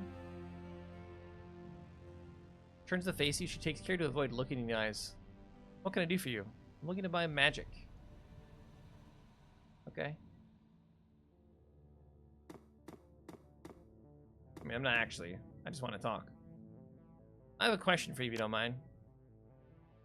What kind of magic do you practice? Personally, the true kind, but I sell goods tailored to all traditions. In my shop, we do not discriminate. What's your story? I have many stories. Stories of dancing spirits and raging dragons, of unchecked magic and swarming chaos. All of these stories are true. As for the Cruz Bazaar, I've always been here, quietly peddling my wares. It's a simple life, but a good one. Now, is there anything else that you need to know? What's the deal with your assistant? Absinthe is a friend, nothing more. She helps out around the shop when the fancy strikes her. She's nobody's assistant, and I am no one's master. But her eyes? I believe that they suit her, personally. Now, is there anything else you need to know? No. Very, very much a non-answer.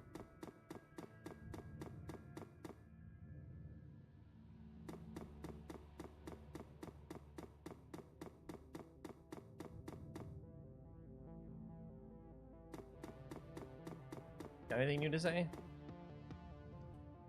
I have information regarding that matter my people were looking into. The one involving the surveillance device on my data tab. Altu, I've been waiting for my coffee for nearly an hour. Are you growing the beans out back? Can't you see that I'm speaking to an honored guest, you tower of quivering corpulence? Now then, as I was saying, we were fortunate that you happened upon that surveillance tap when you did. The people on the other end were planning a very bad thing, to be sure. Eh? Quite bad, yes. Monica Schaefer was an important member of this community, more than most were aware of. This Keys was under her protection. You know how it is in the Flux. The governance of a place like this is tenuous at best. You never know who's going to be in charge from one day to the next. But Monica was a stabilizing force, and not just because she was dangerous. She was smart and funny and wise, and she had a way with people. They wanted to support her, to follow her, because they loved her. When she was killed, it left an opening for others. It would have meant bloodshed and pain if this council had been allowed to continue their plan, but they did not. We saw to it, you and I. Indeed we did. The Cruz Bazaar will maintain its stability a while longer thanks to us, my friend. 1 karma. Now, what can I do for you? Alright. 1. The insulting amount of karma. The most insulting amount you can get. Other than maybe a half a karma.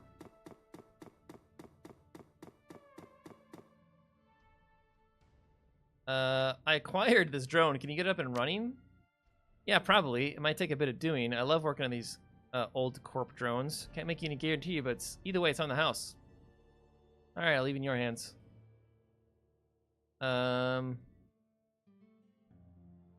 Kinds of tech do you carry? What do you got?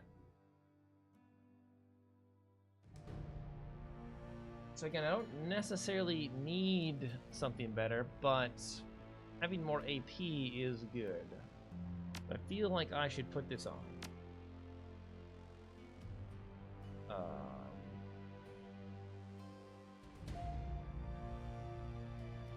You on.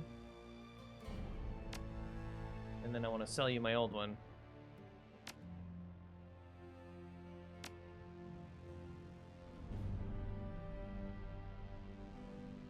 Sell this too.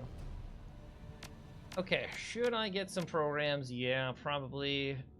You only have level 1s, so I don't think we actually bother.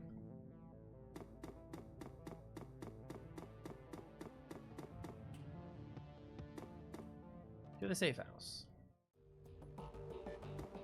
Hello, Blitz. Welcome to the safe house. Blitz looks up at your approach. The table beside him is littered with cigarette butts, and a data jack cable dangles from a portable terminal set up by his side. Hey, Chief, you need something? Any thoughts about that last run? I wasn't around for most of it. You got me out of the hotel, and for that, I got my eternal thanks. You doing all right? Great, Chief. I'm doing just great. It's really nice to be able to wind down and relax for a change. No more worrying about this ganger or that ganger sneaking behind me and slipping a knife between my ribs. It's a good change, Chief, I gotta say. Glad to hear. We're happy to have you on the team. Of course you are. What's not to be happy about? Now that you're suddenly got some questions? I suppose, but try to keep it short. I've got things to do. How long were you in Drogenkip? I ended up there after the anarchist revolution of 39. I was just a kid back then, too young to realize how good I was, how much money I could have made working the shadows. And so, being young and dumb, I fell in with the gang crowd, and that was that. You're a member of a drug gang. Why should I trust you? Why wouldn't you, Chief? I mean, just look at me. I'm a trustworthy guy. Prove it. Tell me about the gang you ran with. Well, I don't know all that much, Chief. I wasn't a member of a gang leadership. I'm not really sure why you care either. Doesn't matter why I care. Just tell me. If that's what it'll take for you to trust me, fine. Anything for you, Chief. Well, where to begin? When I first arrived in Drogenkip, I spent some time taking in the lay of the land. The Schwarzherzen were still a pretty small gang, strictly street level, but I could see they were going places. I did a little pro bono decking for their leader, a fat little dwarf named Dieter. Soon enough, I was part of the family. For a drug gang, the Schwarzherzen were decent enough folks. I made a lot of money with them. Helped them take the hotel in the first place. We had a lot of good years there. Then Dieter was killed in a firefight, and our happy little family fell apart. Was that when the hotel got attacked? Not exactly. The Schwarzherzen maintained their hold on Drogenkip, but the change of leadership was bad news for me. After Dieter kicked the bucket, his second-in-command took over. She was a real piece of work, called herself Leonie Luster. She had a vicious streak a mile long, and she was none too fond of me. Did she turn you on? Immediately. I don't know why. Maybe she felt threatened by my friendship with Dieter back before he ate the bullet. Or maybe she was jealous of my rugged good looks. Who the hell knows? I'm pretty sure that I said would turn you on, and it turned on you. I just got that now. I don't know why that took me so long. Okay, anyway. The point is, she went after me vigorously. Within 24 hours of Dieter's death, I had a price on my head, and then the hotel got taken over. So that's what you need to know about the Schwarzherzen. They were a great gang, a powerful gang. I helped to make him that way. Then they had a management turnover, and everything went to hell. That's it. End of story. Anything else you want to talk about? Wait a second. This isn't it. There's some pretty big holes in that story. Come on, Chief. This is all ancient history. Wouldn't you rather talk about the future? The runs we're going to go on? All the money we're going to make? Blitz, tell me what happened between Luster putting the price on your head and the hotel getting attacked.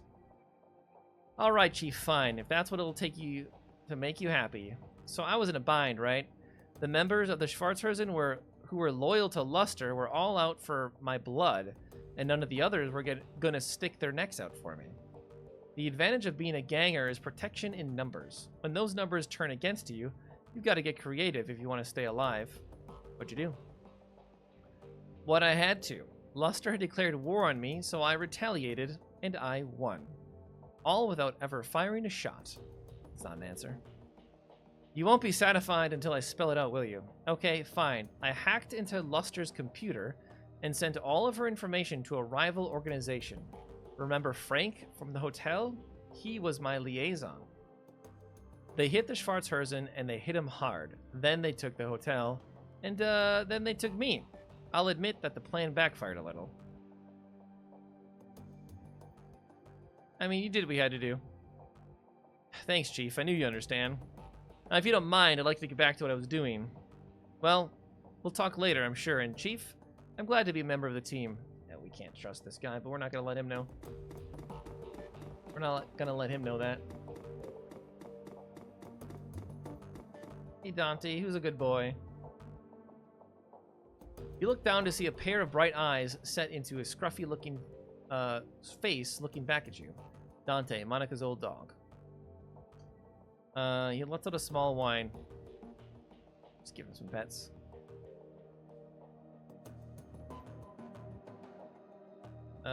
Sit, play dead.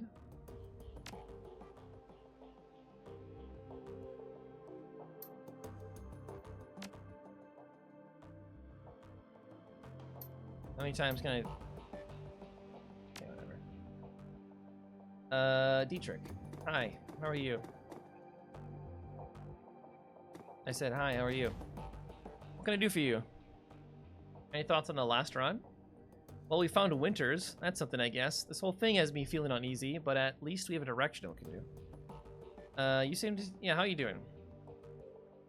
Harder, but I'm less buttoned up than the others are. iGirl never let herself show any weakness, and Glory, well, she's too full of chrome to feel much of anything. Me, I don't give a damn. I've spent too much of my life putting on a show for others already. What do you mean? I used to front a punk band way back when. Believe it or not, I've spent a pretty good chunk of my life on stage. I mean, he's a bard, makes sense. Whenever we weren't playing, I was living up to our fans' expectations. Spouting off, getting into fights, getting drunk, getting laid. Not a bad life, all things considered. What was your band called? Maybe heard of it. Oh, I doubt it, boss. We never really got any airplay. Come on, tell me. Alright, boss, if you insist. The band was called Messerkampf. Spelled just like it sounds, in big capital letters with an exclamation point. We weren't a big act or anything. We sold a few records here and there, toured around Europe. We had a decent following in England, and we holed up in London from 31 to 36. Spent most of our time slumming it around the East End, and picked up enough Cockney to irritate the folks back home. Truth be told, that whole chapter of my life is a bit of a blur. We didn't do it for the fans or the fame, and we sure as shit didn't care about the money. All that mattered to us was staying young and drunk and angry. We managed the second two. Good God, where is the time going? Well, anyway, boss, everything ends eventually, and I washed my hands of all this years ago. So let's change the subject if you don't mind. So you can sing? I was the frontman for a punk band. Fuck no, I can't sing. I wasn't half bad at riling up a crowd. So how did you go from fronting the band to running the Shadows? Wasn't as big a leap as you think. I already had a healthy disrespect for authority, and I had the magic to back it up. One nice thing about shamanism, as long as you keep your idol happy, it doesn't matter what else you do. The Dragon Slayer chose me to be his servant, and as long as I was scrapping with someone bigger than me, he didn't care whether I did it on stage or in the shadows. Let's go with the Dragon Slayer. Not much to tell. He chose me when I was just a kid. I could always feel him in my heart, goading me to laugh louder, hit harder, and get rowdier than the rest. Of course, my family didn't understand, but the hell with them, I thought. I knew that I was destined for greater things. So I listened to him, and I cracked the skulls of a lot of bad people. He saw this and was pleased, and rewarded me with magic. And I used that magic to crack bigger, thicker skulls, and so on. It's a simple life, but a good one. All right, so long. I like also this way more than the first game as well, because we actually get backstories to our characters. That's good. I like this a lot.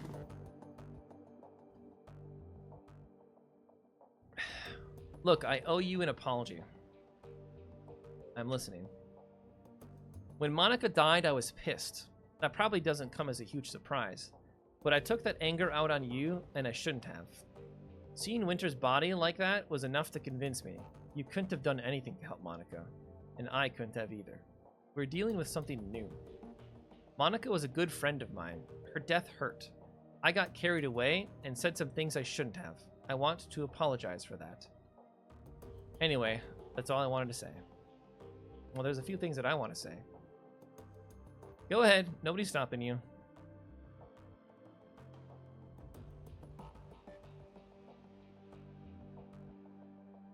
I mean, Monica said that we should be like, you know, bring the meanness to her, but I don't think we should.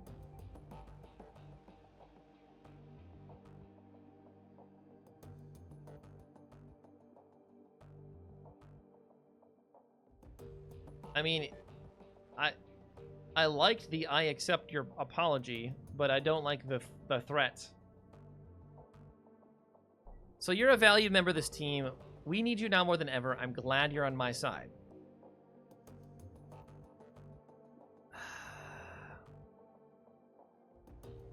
Okay, so we knew that she doesn't react well to flattery.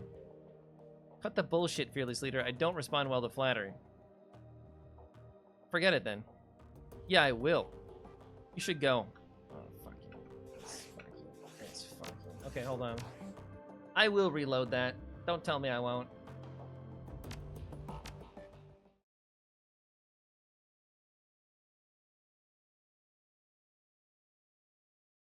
Alright, I guess we just have to be a dick to her. I mean, it's not even being a dick. She just needs... You have to be forceful with her, otherwise she doesn't respect you.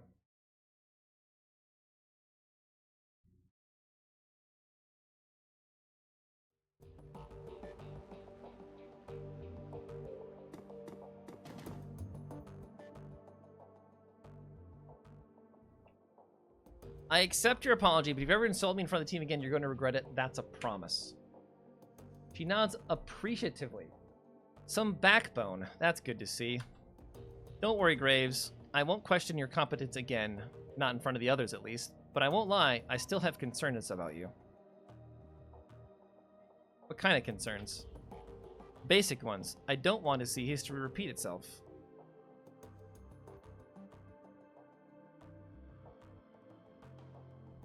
What history are you talking about? I'd rather not get into it, fearless leader. Let's just say that I've had bad luck with underexperienced teammates and leave it at that. You should go, fearless leader. I've got prep work to do for our next run, and you've got more important things to do than watch me pack my gear. It's fucking... Okay. What do you need? I have a question for you. How you holding up? Don't worry about me, I'm solid. You look a million miles away. I'll be with you when it counts. Right now, it doesn't.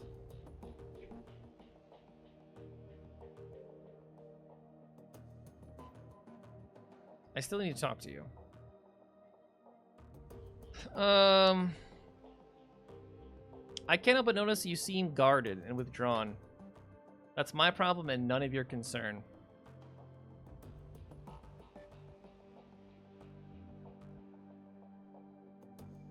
Whatever happened to you has impaired your ability to trust me that it is my concern. Come on, talk to me.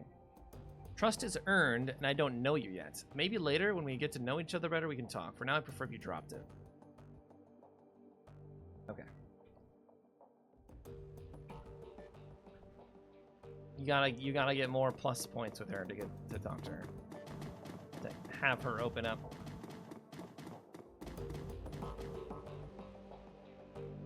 Hey, Paul.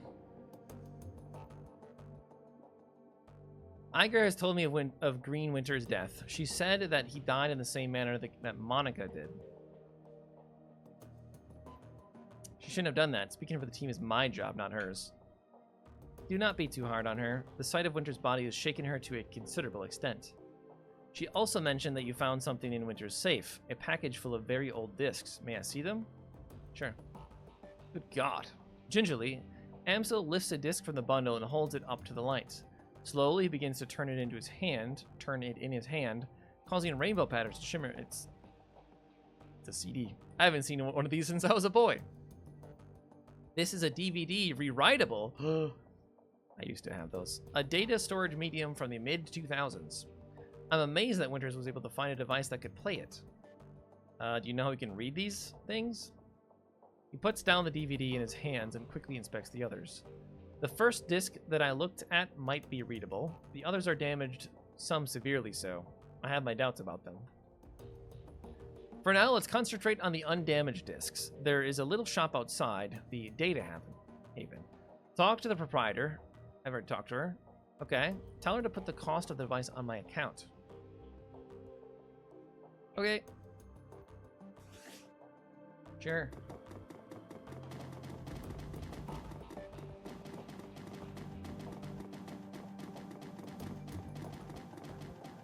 I was definitely an owner of a DVD writer burner back in the day. Hi. Welcome back. What can I do for you? I'm looking for something that can play back a DVD rewritable. Really? That is old tech. Very old, in fact. Just a moment. I will go look. Ah, yes, here we are. This display has old enough hookups to connect to a DVD player. RCA, you know, vintage. The player itself, though, this I do not have. You may wish to try your luck down at the junkyard. There's a scavenger there, a primitive man with a crude disposition. If anyone here in the Cruise Bazaar can help you find your DVD player, he can, but he will almost certainly attempt to overcharge you for it. But you are not here for gossip. Shall we conclude our business? I could give you the display for 200 bucks. Paul said to charge it to his account. Ah, very well. I will have it packaged up and delivered to him right away. Best of luck finding your DVD reader. I wish you well. The junkyard. Here we go.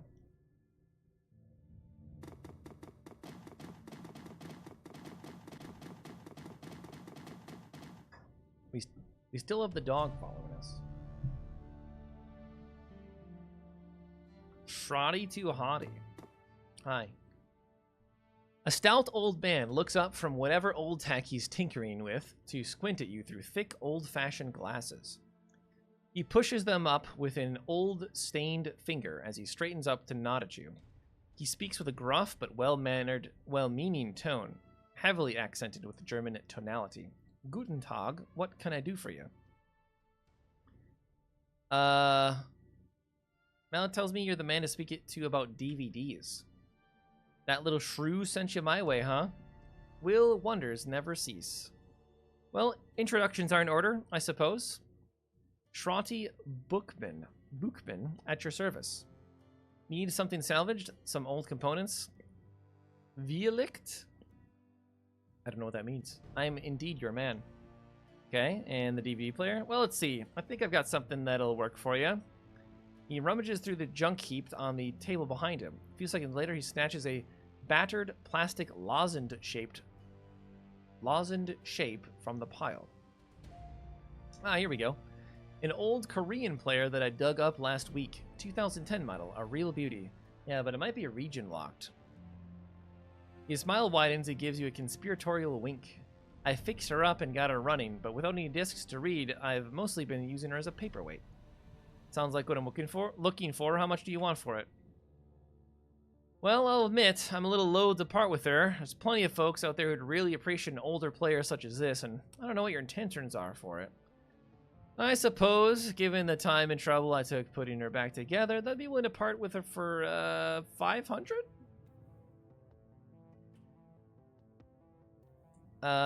That's ridiculous. I could buy a new Trivid player for that.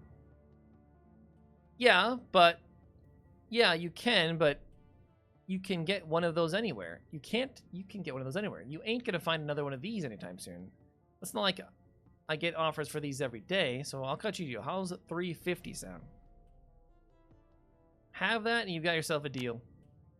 I'm not over fond of your tone, but it's not every day I even get asked to sell any of my projects. 350 bucks. Okay. Or 175, have that. Shrouded Tuhati gingerly picks up the ancient device from the table and presses it into your hands. The plastic is scuffed and worn, and it rattles a bit when you move it. Give her some good use, okay? Okay. Will do.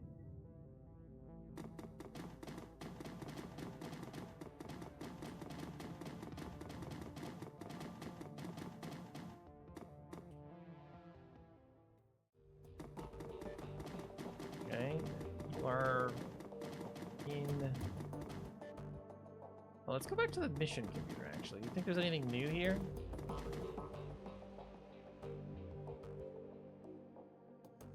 New messages.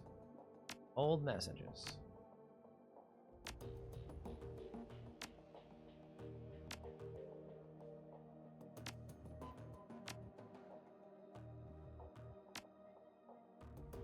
So there's nothing new here.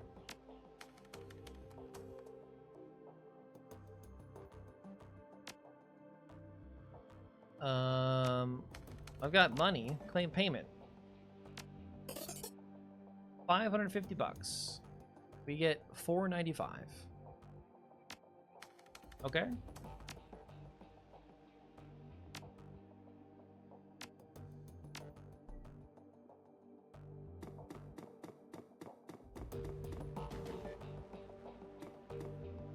All right, team, the crew is gathered around. It seems that Amsel has assembled the team in your absence. They stand in a group around the old display that you had mallets deliver. On their faces, you can see excitement and apprehension, curiosity and dread. You procured a DVD reader. Here you go. Good, this should only take me a moment. Amsel disappears behind the ancient display. After a few minutes of fiddling with its battered inputs, he reappears, a satisfied look on his face. Everything appears to be functional. The disc should be ready to play. Well, don't keep us in suspense. Start the damn thing already. Graves went to the trouble of fetching everything. Let him do the honors. Okay. I guess I will push the button.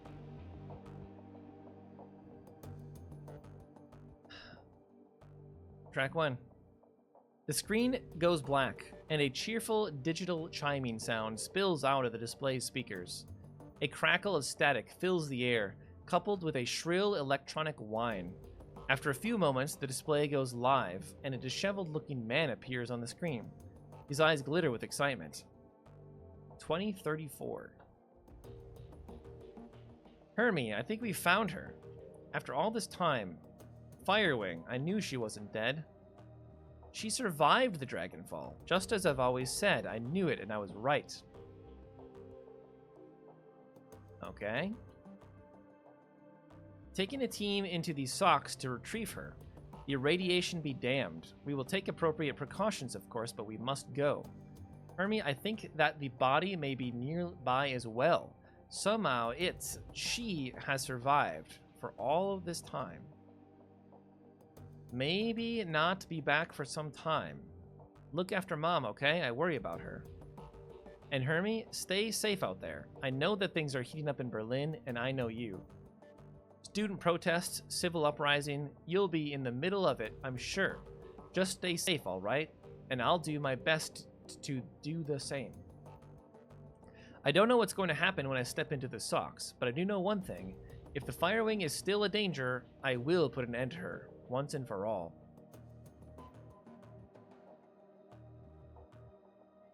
It's Green Winters. 2053. Found the message Adrian left me all those years ago. Got it cleaned up as best I could. Strange hearing his voice again. It's good to hear him, even if he did insist on calling me Hermie. Dr. Adrian Vauclair, the people of the hero of the people, the Dragon Slayer, my brother. That's what they said about Mom. Hard to believe it's been almost 20 years. All right. So I'm going to start recording these DVDs again, for me, for Adrian, for whoever might wind up watching them. Every time I do this, it winds up feeling like a waste of time, but I keep doing it anyway, on the off chance that I'll find something important. If I stumble into the clue that leads me to my brother, I know that I'm going to want it on film. I've been doing this for almost 20 years now, after all. No sense in quitting now. Christ, 20 years. All this time and still no leads, even with all my contacts and my resources. Even with my legendary bullheadedness, I've made no progress at all. I haven't turned up a single goddamn thing. Want to hear something funny? The closest I've gotten to a clue was a rumor. Apparently, a team emerged from the Sox a while back. Nobody's clear on the date, but, and get this, supposedly they vanished without a trace. Not much of a rumor, considering I already know that you're gone, big brother. I live with that every day.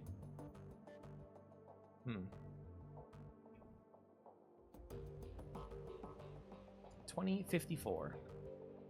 Stumbled upon this archival footage of Firewing's original attack, months before the Dragonfall. Easy to forget how devastating it was.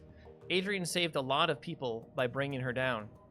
I've got the footage all queued up to play, starting it now. Additional comments to follow. July 2012. It's difficult to make out what you're seeing at first. The scene is dark and smoky, and the telltale flashes of emergency vehicle lights flicker on the periphery of the screen. The camera pushes in, and you can make out two figures standing in a ruined landscape. All at once, the sound cuts in. Again, for those of you just joining us, we are coming to you live from Stolberg. A few hours ago, the Dragon Fürschwing launched an unprovoked attack on this sleepy Harz mountain town, and you can see the results behind me: fire, ashes, and blood. We are joined tonight by a survivor of this latest and most horrifying attack. Sir, I understand that you've been through a terrible ordeal. Thanks for taking the time to speak with us tonight. The camera switches focus to a middle-aged man with a haunted look in his eyes. He stammers out a reply. Yes, of course. If you could, sir, could you please tell the people at home about your experience of the attack? It was horrible, just pure chaos. So many people are dead. People I knew, roasted alive or trampled to death trying to escape. My own house was burned to the ground during the attack. My family, we have nothing now. You all made it through the attack, though. Your wife, your kids? Yeah, we all made it, thank God. We rode out the attack in a small shelter, me, my wife, and our 2 daughters. The shelter, it protected us, but the heat was just unbearable. We couldn't have stayed in there much longer than we did. Is the daughter going to be Monica? Is this her dad? How long were you holed up in there? 3, maybe 4 hours? I don't know. We just stayed inside until the heat died down and the screaming stopped. And what happened after that? When it was over, you know, when the air cooled down, we stepped outside. There was nothing left, just smoldering wreckage and this dense cloud of black, oily smoke, and the stench in the air. God, that smell. It smelled like roasting meat. There's a long pause. From the tortured look on his face, you can tell that the man is struggling to decide whether or not to continue speaking. Eventually, he does. I missed it. It said something like, my girls, something, something. Hold on, I legitimately need to go and watch that, because I'm sure it is very important. Yeah, old me agrees. Alright, can I go back from the tortured look? I'm going to... How do I skip forward like one single frame? That'd be really cool if Twitch had this ability.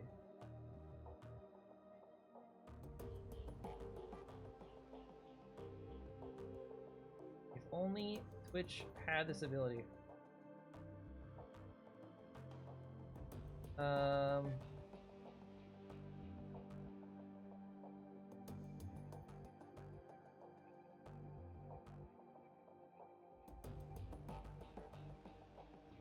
Couldn't bring myself to open the door is what we're on, right? Damn it.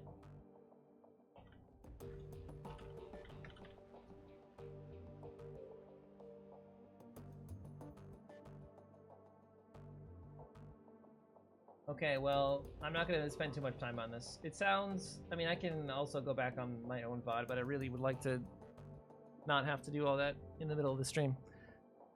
I just couldn't bring myself to open that door. I couldn't risk my family like that. Not for her, not for anyone. Thank you, sir, for taking the time to speak with us. Yeah.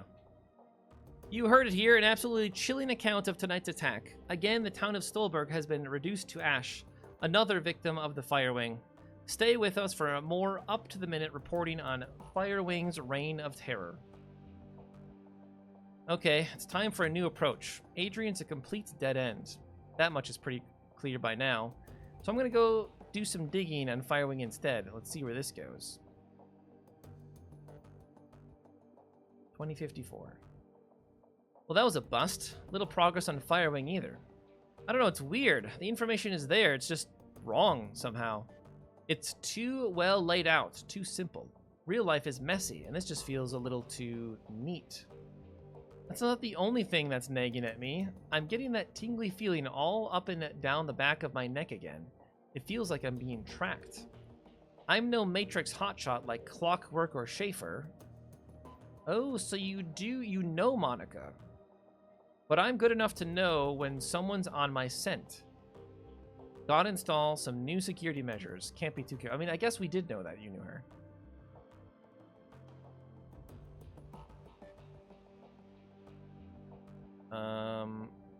He's voiced on the edge of panic.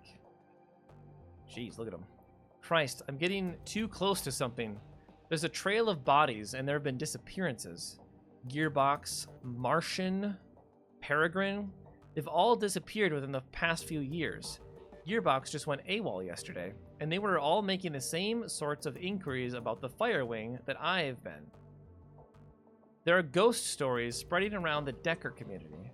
Stories about Deckers disappearing and then showing up again later, but wrong somehow.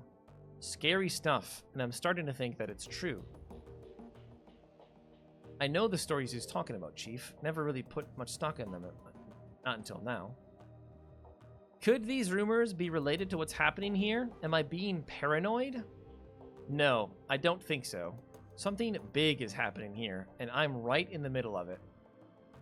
That's a bit of a leap. One other thing. Tolstoy told me a story about a kill team that might be related to all of this. Apparently, a Decker named Hellbore posted a theory about Firewing to the Shadowland BBS about 5 years ago. About an hour later, a mil-spec team showed up in Meat Space and cooked her entire apartment with her in it. If what Tolstoy told you was true, Hellbore live posted the event. She described her killer, this great big orc with skin grafts. Then the whole thread disappeared, gone without a trace. Leap? Iger? Love? Sounds like he's on the right track to me. Leap? Iger Love? Iger holds her silence, but concedes the point with a small nod. I'm just gonna go ahead and say it. This has gotta be Firewing. All of it. Adrian was right about her. She's still alive, and she's out of the socks. She's covering her tracks, working the shadows, preparing to rise again. And that means that I have to find you, Adrian, for everyone's sake. Thankfully, I've got a lead. For the first time in 2 decades, I've got a solid goddamn lead. I've backtracked all of the Matrix nodes to that Hellbore I was looking into, back before she got cooked. Whoever's been purging the Matrix didn't think about that, and I found that she'd turned up a set of map coordinates. So now I've got a target, a place to start digging. The Harfield Manor, conveniently located on an isolated stretch of countryside, miles away from prying eyes. Matrix records indicate that some sort of data vault exists beneath the estate. So that's what I need to get into. And this is where we came in. I think I'm going to tap Schaefer for this job. She's got the skills to bypass whatever security they're running out there, and she's gullible enough to take the job in the first place. Oh, you ass. I'll feed her some line about Flux state security, and she'll eat it up with a spoon. I warned her. I warned her. Time to put plans into motion. By this time tomorrow night, I should have the information that I need. And on the off chance that Schaefer gets taken out, well, that'll tell me something too. Can't make an omelet and all that. Until then. When you play the 6th track, a small video window appears. You recognize the scene in the window. You are looking at the tattered drapes and nicotine-stained walls of the hotel. Suspicions confirmed. Schaefer dead. Christ. He reaches a shaking handoff camera. Okay. Back up, slow down, start from the beginning. Got the call from my contact in the cruise Basar. Schaefer killed on the estate run. Matrix security at the estate cooked her brain.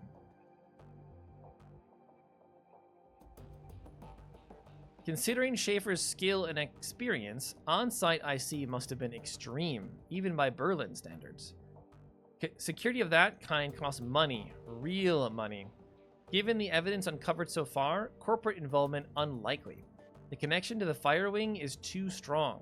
So let's come right out and say it. The dragon is what we're dealing with here, and the smart money says that she's coming for me next.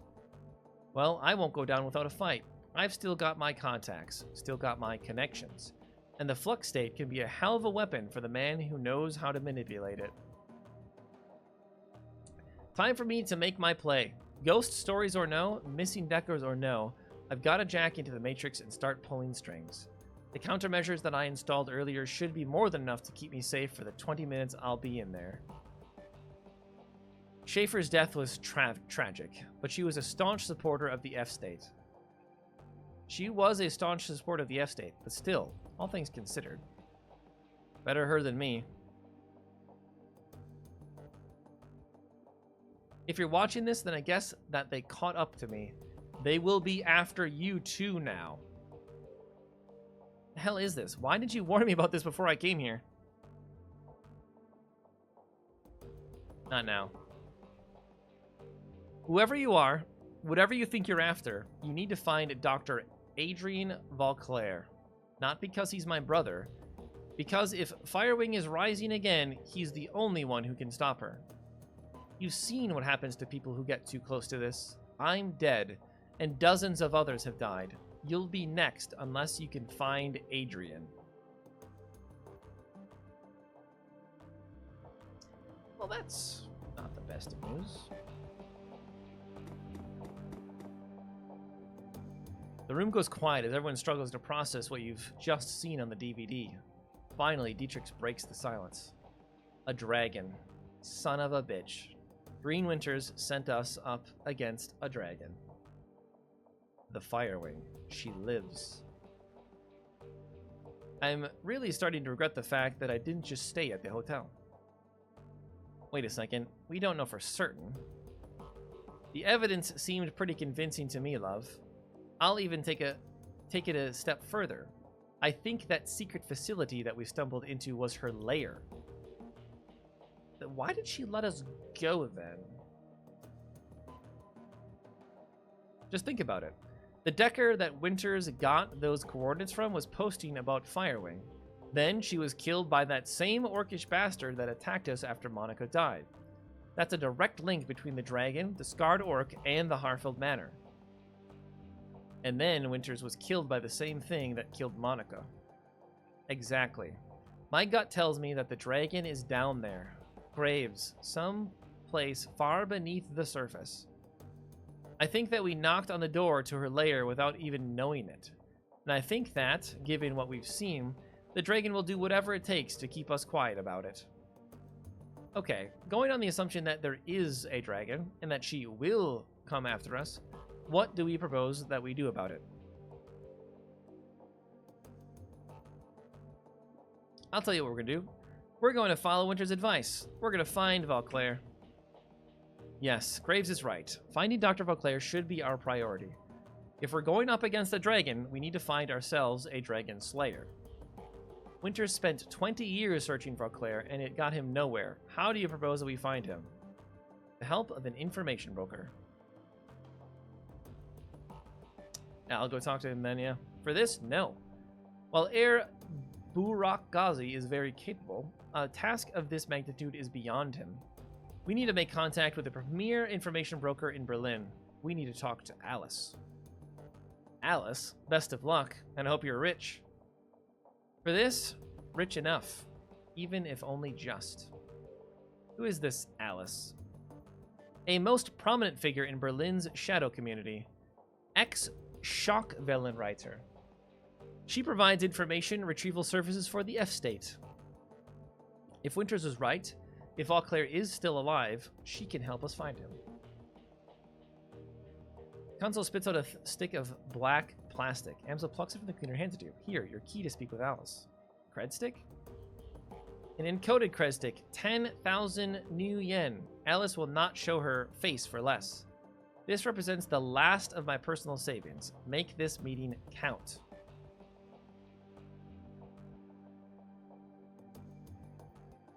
Where do I need to go? Take the U-Bahn to the Alstad Spandau. There you will find a connecting tube that the locals refer to as the rabbit hole. You will find a method of contacting Alice there. Don't call it that in front of her, though. Word on the street is she hates it. Please hurry. While you're out, I will work on acquiring new contracts for the team. Alice is the best there is at what she does, and her services carry a price tag to match. Okay. I mean, it doesn't sound necessarily like we're on a tight time frame or anything. I mean, we can just do this whenever, right?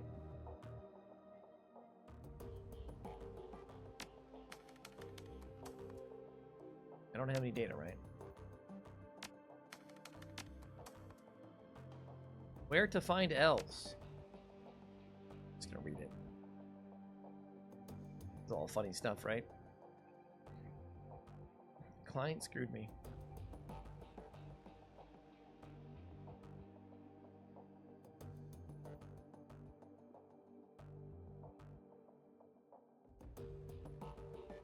It's Blitz.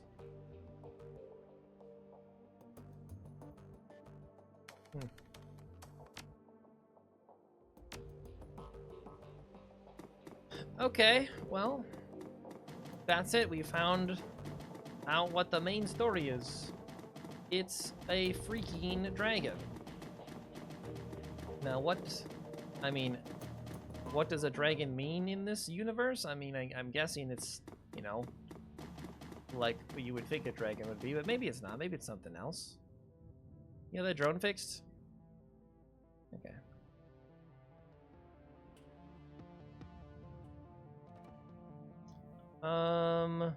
Should level. We have decking up to 4. We need to level our quickness and stuff. Also up to 4.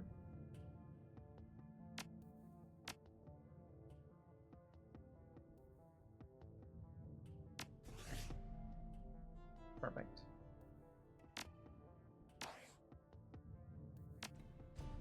And I think that's a good place as any to be done. So, yeah, we got as far as we kind of unlocked the main story, and it's pretty intriguing. It is kind of similar to the first game. To be fair, it's just a bunch of dead people giving clues on what to do, but I still like the setting. The setting is a lot of fun. So, anyways, I think we will definitely be playing more of this.